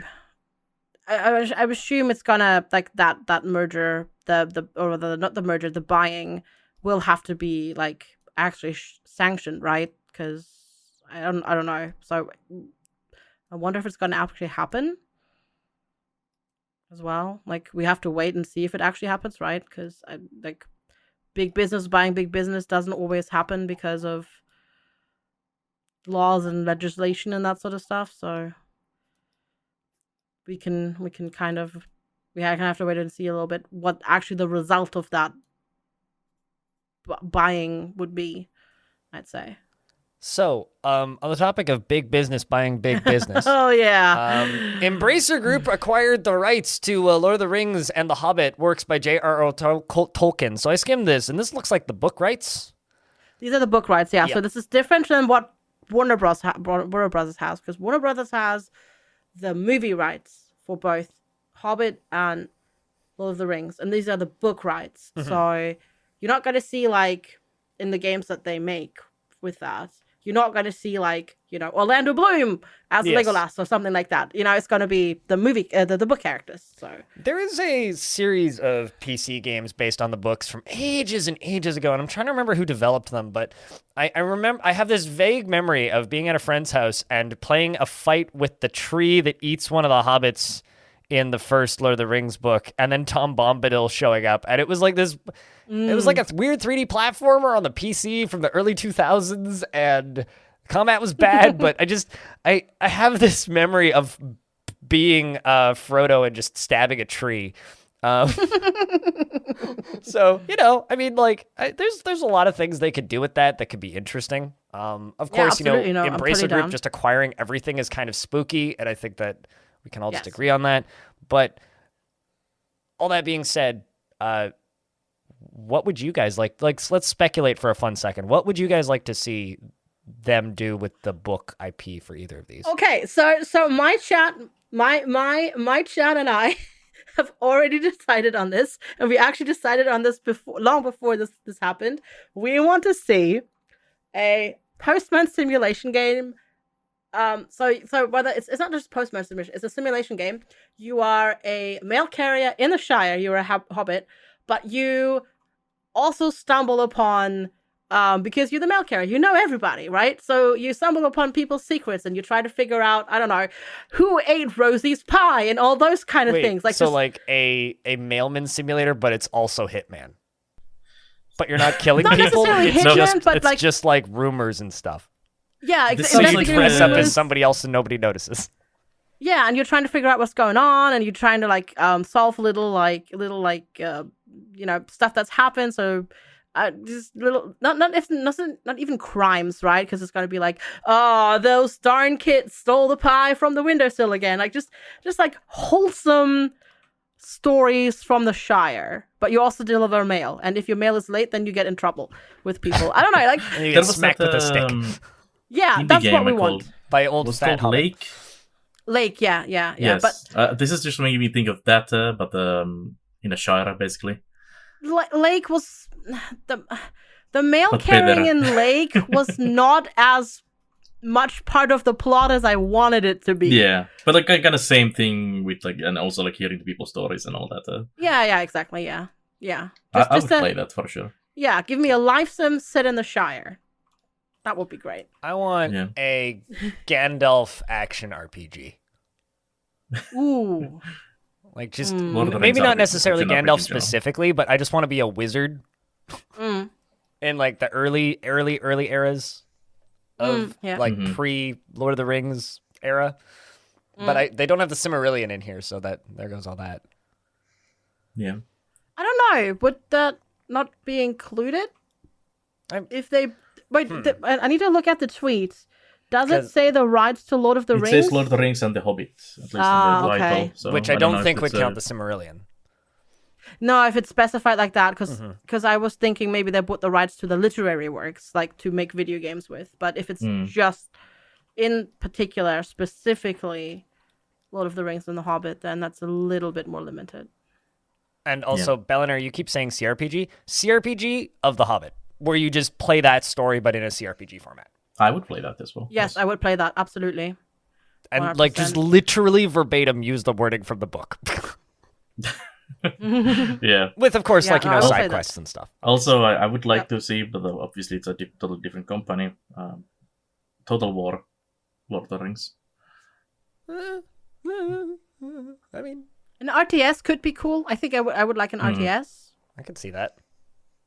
Embracer obviously has like a 50 billion companies under them. So and before Embracer buys Sega. Feed this to so many different places. Oh god. Yeah. I mean, they did announce that there was one big company that they're buying, but they didn't announce the name yet. So who knows? Yeah. If they buy Valve, I will waterboard myself. I wouldn't expect that. I don't think it's that big company. Well, yeah. Like it was more like a middle of the range from the companies that they bought now. This isn't a big company because I had to Google it, but they also Embracer Group also acquired Singtrix with an X. This one I had to Google, and I'm going to Google it again because I need it. But Singtrix is a karaoke machine. Oh. From the creators of Guitar Hero, in quotes. So first music video game, Mtv Drumscape. Yeah, so it's literally like a box with a microphone and a speaker that you buy, and it attaches to like the microphone stand, and it gives you backing tracks, and they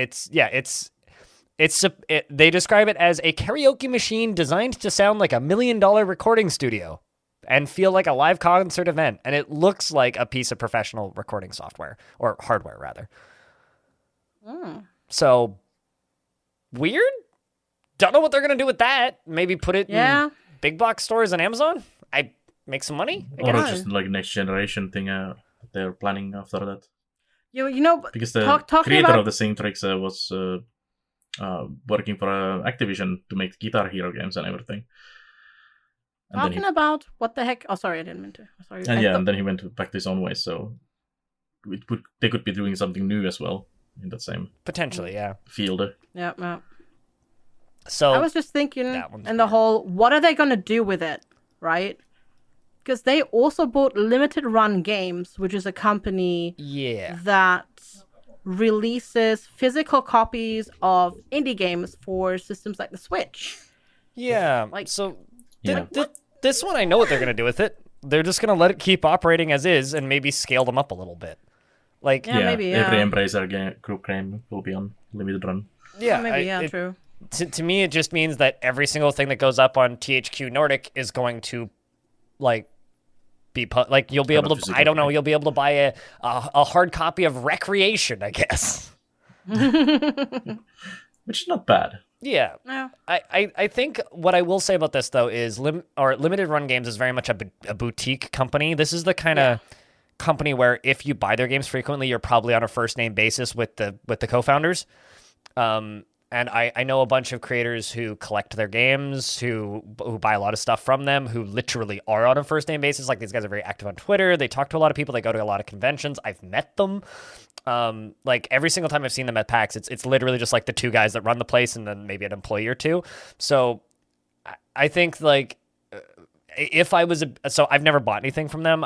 Physical games is not my thing, but I wonder what this is going to do to kind of the community that's formed around it. I'm curious to see how they're going to react, because I don't really have a nuanced opinion on it because I'm not in that market, I guess. Yep. Yeah, I've definitely seen it more like as like a small like indie thing that you can get like these fancy copies that maybe they print only few, and if it's now a part of a massive corporation, there's kind of loses that indie shine. Yeah. Speaking Also, of indie shine, you're probably going to get a physical version of Teardown because they also bought Tuxedo Labs. Yeah. Which, sorry if I stomped on what you were going to say, FG. No, all good. No. That's totally fine. I Rapid was just fire. going to also move on to the next acquisition that they've done. It doesn't matter in which order we do them because Gotcha. No. there are so many. I'm just going down the list, but Yeah. no, they bought Tuxedo Yeah. Labs. So the people who made Teardown, that was a weirdly fast turnaround, right? Like, I feel like it was only a couple weeks ago I was just seeing weird gifs of like a hammer and a dude in a voxel world breaking a wall. Well, it had its full release not too long ago, right? Absolutely. So, yeah, but like so, it feels like it was a really short period of time between like, oh, I'm a guy who made because Tuxedo Labs was one person originally, right? It's like, I made a game where you break stuff, and it blew up on Twitter and went viral on Reddit, and then it released and sold a bajillion copies and did really well, and then released in full, and now it's like, did really well again. Yeah. I think it's like, I saw someone saying that it's like this generation's Gary's mod almost, because of how crazy some of the mods are for that thing. Yep. And no matter how far you push it, like, it still doesn't crash. So I'm assuming that this is Good just for him. Yeah, I mean, good for the developer. I mean, hell, it's nice to see these indie successes pop up, right? Yeah. This This feels more no like, longer like indie. buying more of like the skill set and the tech than just buying it for the specific games. Like the expertise is what they acquired in this one more than the. Well, I mean, Yeah, everybody yeah. needs to remember that Valheim's technically owned by Embracer as well. So Yeah. Yeah. Also, Tuxedo is a Swedish company, so it makes sense to acquire all the Swedish things. Yeah. like, big old. I wouldn't be Swedish surprised to see like a Paradox on this list soon, as well. Yeah. guess. I was just going to bring up a non-Swedish company. Go nuts. They also bought Tripwire Interactive. Well, someone had to. Yeah, exactly. I was just going to say that, which most recently, which was already apparently a year ago, tells you how time flies, like, quickly. Tripwire Interactive CEO Who was... keep in mind he got taken off of CEO almost immediately after this, but Yeah. So he was the then CEO, which was a year ago. Took to Twitter to openly proclaim his views on abortion and how he supported the wrong the side. new the new legislation in Texas, and basically is anti-abortion, and he took that and that sort of stuff. And the thing about that dude, who was the CEO of Tripwire Yeah. Interactive and is now just a strange person on the internet, who's not in the industry directly anymore.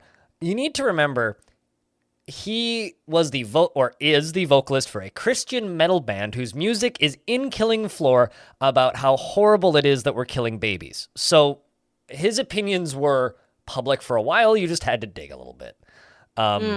So that's one of those ones where it's like, I kind of knew that already, but yeah, but like that's the last thing that was like kind of big about that company. So it's good that they're on new leadership, that they have, you know, like I think, you know, this is good. This is going to be good for their image, because it's you know, they're going to be like potentially even the purchase information sales says that the old co-founder will be pursuing opportunities outside the Tripwire. Yeah. So it's sort of a sort of a rebirth for that company, and they can step away from that, and people can feel comfortable about supporting that company again. Yeah, I definitely like some of their games, like Killing Floors and so on. Yeah, I mean, played that a lot as well. Yeah, they Tripwire's put out great stuff. I mean, like I think Manhunter's maybe their least interesting release, and that's a game where you're a shark with laser eyes. Yeah, Maneater. Yep. So I liked it. It was fun. Yeah, but Killing Floor is great though. Absolutely goddamn fantastic, that video game. Now this final Wario 64 about Embracer Group embracing everything really confuses me, which is Embracer Group announces its 11th operating group, Embracer Free Mode, which focuses on retro, classic, and heritage gaming entertainment, game development and production, devices, gear, and collectibles, and more. I guess they're making Loot Crate, but for retro games? Maybe? I don't know. Like retro game console?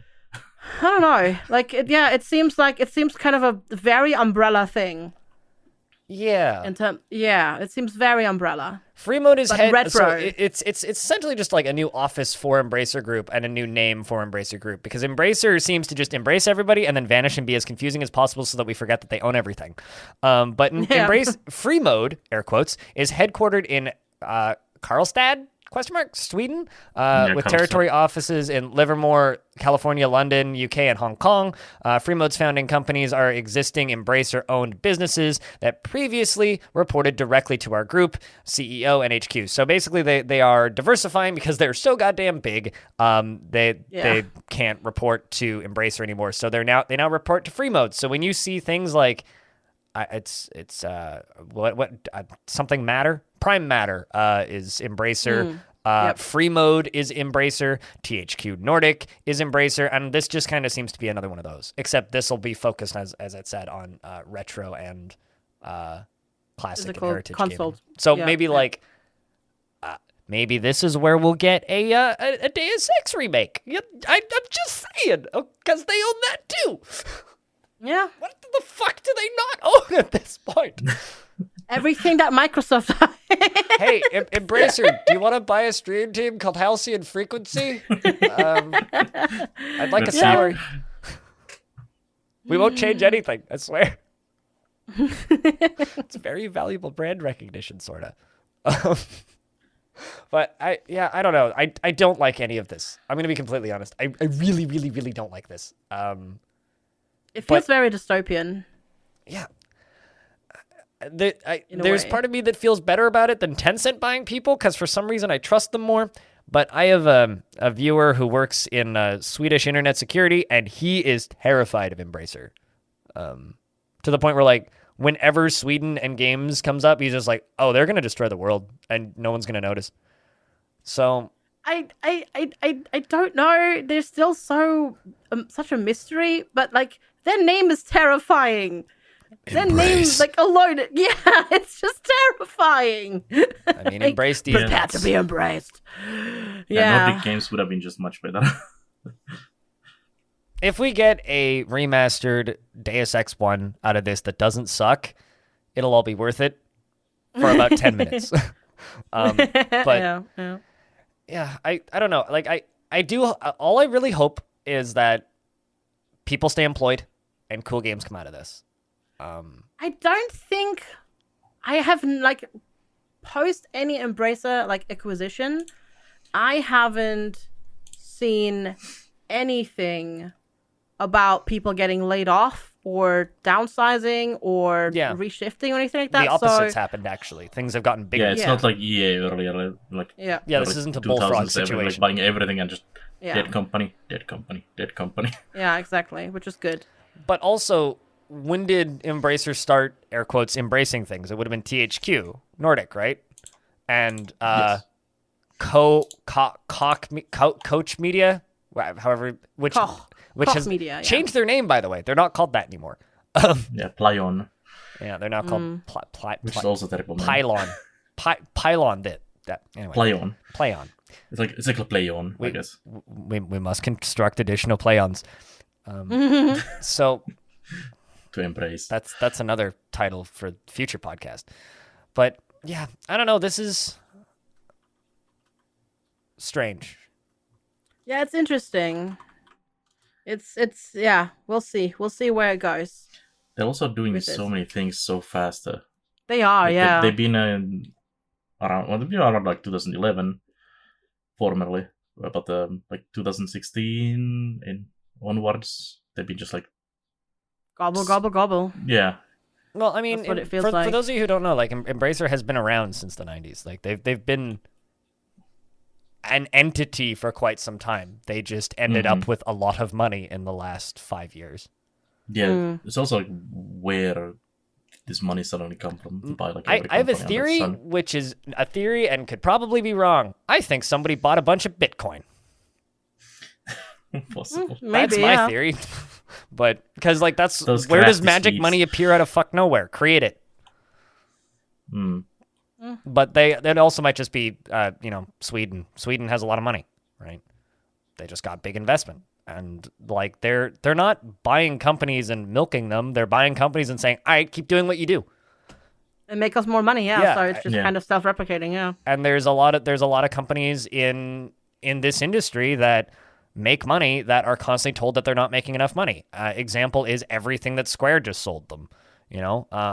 Like those Tomb Raider games, they make money. Do they make all of the money? No. Are they the number one selling games in the world? No. But they They make a money. profit. Yeah. Yeah. And I think that they seem like a big scary corporation that realizes that you just need to make money. You don't need to make all of the money. And I think that that's a net positive for the industry as a whole. But I don't like one entity owning everything regardless. It doesn't matter if No. they Yeah, seem yeah, to yeah. have the right approach, because the second they own everything, I'm scared. Yep. Yeah, it can always change to a lot worse in a couple of years. Yes. Yeah. So Also, they're Swedish, so I'm naturally suspicious.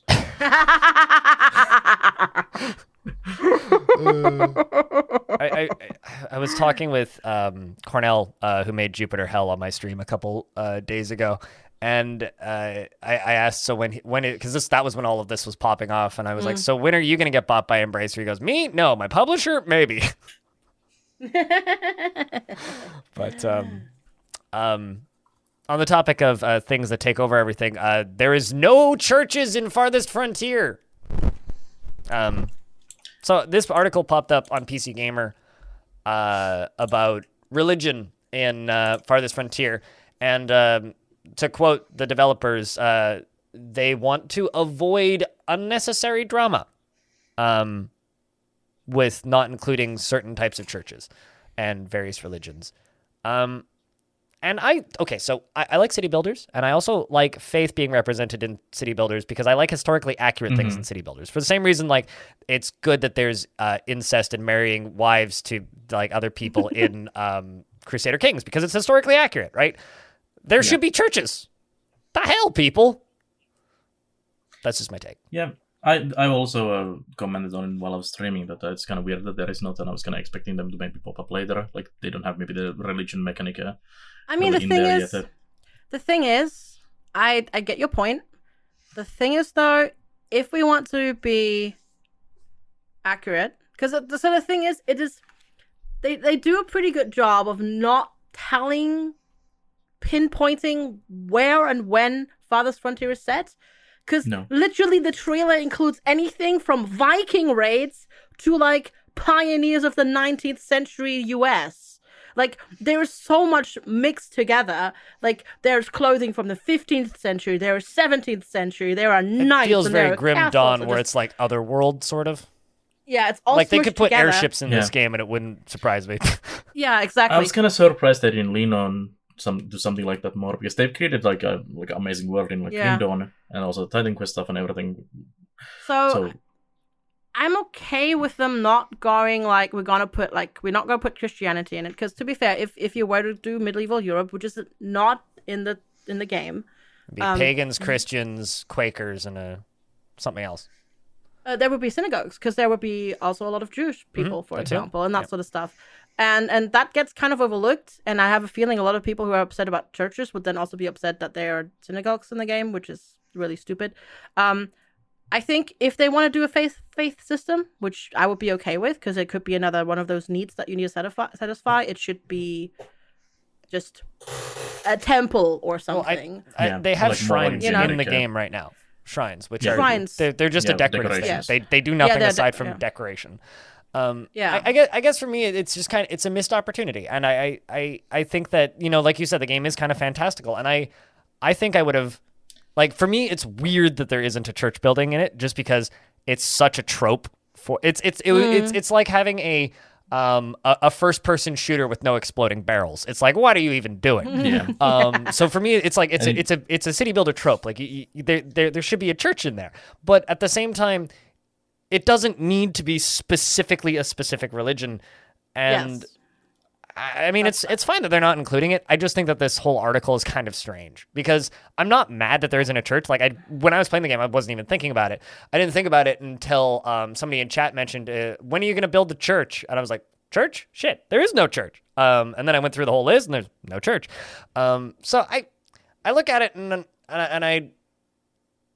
to me, it just seems like an odd choice.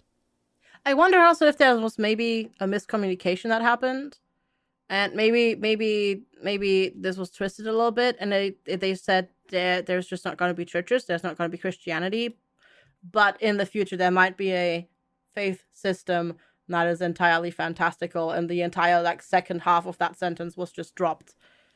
But to quote Arthur Bruno, I'm reading straight from this PC Gamer article. So Arthur Bruno is the lead designer of the game. Okay. And they say, I did not want to add a large religious structure that was purely decorative and had no function, Bruno says. I felt like that would just lead to disappointment. And the obvious question, why doesn't this building do anything besides raise the desirability of nearby housing? Bruno continued, we talked about it as a feature several times during development, where all sorts of different mechanics were proposed, some much more involved than others. We hadn't quite nailed down, and some that we haven't quite nailed down, and that's another part of why there's still no religion. For some reason, the answer is obviously a church, maybe some sort of quaint wooden church, and as seen in most small New England towns I've lived in. But wait, this game is set in a colonial period, so it should be a big medieval cathedral instead? What about a Norse temple? Maybe it's not set in a real time period at all. And then he says, we've tried to keep the setting and time periods somewhat ambiguous, because I feel people should have the freedom, while crafting their own charming town out in the wilderness and watching their people get mauled by bears, to imagine the details of setting as they see fit. Yeah, so I don't think that's actually excludes what I've said. Yeah, no, I agree with you. Yeah. To me, it's And it's like exploding barrels in a first person shooter for me. It's just it's strange that it's not there. It also doesn't actually say. It also doesn't say that it will never be in the game. There might eventually at some point be a faith system. They just haven't figured it out yet. They said they're gonna add more buildings still in the early access. So. Oh yeah, I can also understand if they can figure out a nice additional mechanic it provides. If it's just a building that's more desirability, it's kind of boring. So then in that case, agreed. I would just leave it away as well. Yeah. It could be the decoration is fine. But I also think that they're kind of mistake in my opinion to that just have so vague setting, because they could build a amazing nice world, and having a religion building and figuring out their own religion. Yes, that's world. true. Yeah. Would be amazing, world building mechanic that they could easily add with this. Yeah, that's and true. Feels kind of like you said, it's like a missed opportunity in that sense. Yeah, like And the then religion you building wouldn't have any humankind. like a drama about it because it's not the real religion. It's some Grim Dawn Fantastic, religion or something. Yeah. We worship the tentacle beast of the underrealms. Yeah, that's immediately much yes. more interesting. Like, Yeah. if you leave the setting like super vague, then it's kind of boring as well. Like, there is nothing to really grab onto. It's like it's kind of medieval. That's why Dwarf Fortress religions are so great. I worship the pigeon god of love and pregnancy, and we worship that god by beating up goblins. Yeah. Anyway, So I would like to see some. I don't. Maybe not like real life religion buildings, but like something more like that. Yeah, something abstract. Not abstract in a way that it's not real, like not based on like a realistic thing, but like just have it like be a faith thing. I mean, I for one worship the beardless skeletal male dwarf god of death and misery and torture. But anyway. So Paradox announced a new publishing label. Are either of you more versed in this than I am? Because I just snuck that in there because we were talking about Embracer and they're acquiring everything and making things, and I remember that I plopped that into there. There hasn't been actually that much. So Paradox, yeah. So that was 3 days ago. Their first tweet. They've only tweeted 2 things. So Paradox Interactive. Sorry, CK3, Europa Universalis, those people. Cities, yeah. Posted on a new Twitter account called Paradox Arc. Huge news. Today is the launch of our new publishing label, Paradox Arc. That's this account right here, which will be focusing publishing efforts to bring deep, endless, and replayable games from smaller development teams to our existing audience and the world. So it feels almost like they're finally making like a label to put things under, like the Prison Architect thing that they've acquired and the Surviving series, which they've acquired. And Cities. Yeah, and Cities, exactly. And they're just all kind of Magica smooshing that and, into... Like they have Paradox already Arc. published a bunch of things, so this is just more like formalizing a separate. Yeah, exactly. And giving it a name. And now that, because now it's a little bit easier to, because right now what we have in those games is just you have Paradox Interactive pop up, right? Which is like, wait, are they publishing this or did they make this? Because there's some people who are confused, and now it can be Paradox Arc. And it will still confuse Interactive. people. Some people do yeah, not understand the absolutely. difference between a publisher and a yeah, developer. absolutely. Yeah. At least the And- name is different. A little bit. Yeah, and the same day they tweeted about the very first game that they're publishing under Paradox Arc, which is called Across the Obelisk, which is in their own word, an immersive story-driven RPG deck-building roguelite. I'm out. Same. I don't like deck building either. It's a card battler, but so it's gonna be It like looks very mobile game. yeah, it's like those types of in a not games, good right? way. So we'll see what else. Single player is and go- multiplayer co-op. Yeah, we'll see what else comes out of that. But It's not a good one to start with.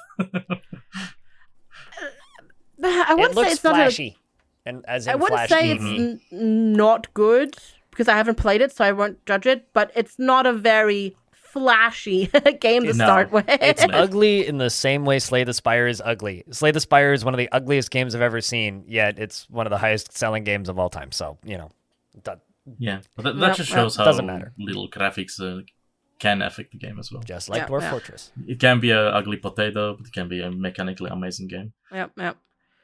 So we'll see what else comes out of that. I'm interested to see what else they're doing. It is probably just part like of the formalization process, as you said, because they have acquired certain studios and certain games, and Yeah, I would have probably led into that with announcing that these games will be now under the Paradox Arc. So it would immediately like have like a set of games that the cities and all these survivals and everything. Yeah, It's like a Paradox Arc. Hell of a lot And then better throw name new than games. Pylon. Play on. Play on. Blech. It's a good name, Paradox better. Arc. I like it. It's the Yeah, arc I of like the the indies. logo as well. Yeah, that's good. But It's another Swedish company again. which are not. True, Which yeah. translates- More Swedish. Oh God, Yeah, Swedish more is gonna take publishers. over the They're world. acquiring the world. I mean, Embracer doesn't own Paradox yet, so they're still safe. Yeah. God, if Imagine if they buy Paradox. I mean, that would make sense, but jeez. Oh god. Yeah, I don't know if this happens at this point since No, I don't if think they're so. making their own publishing label. Not yet. Maybe 2 years later. Maybe. Who knows? I don't know. Paradox seems so far at least very independent, considering that they have their own convention and all that sort of stuff. Like I don't think they would. I don't think they would. That doesn't do mean anything. QuakeCon still exists. Mhm. Yeah, I guess so. And Paradox is partly owned by different things already.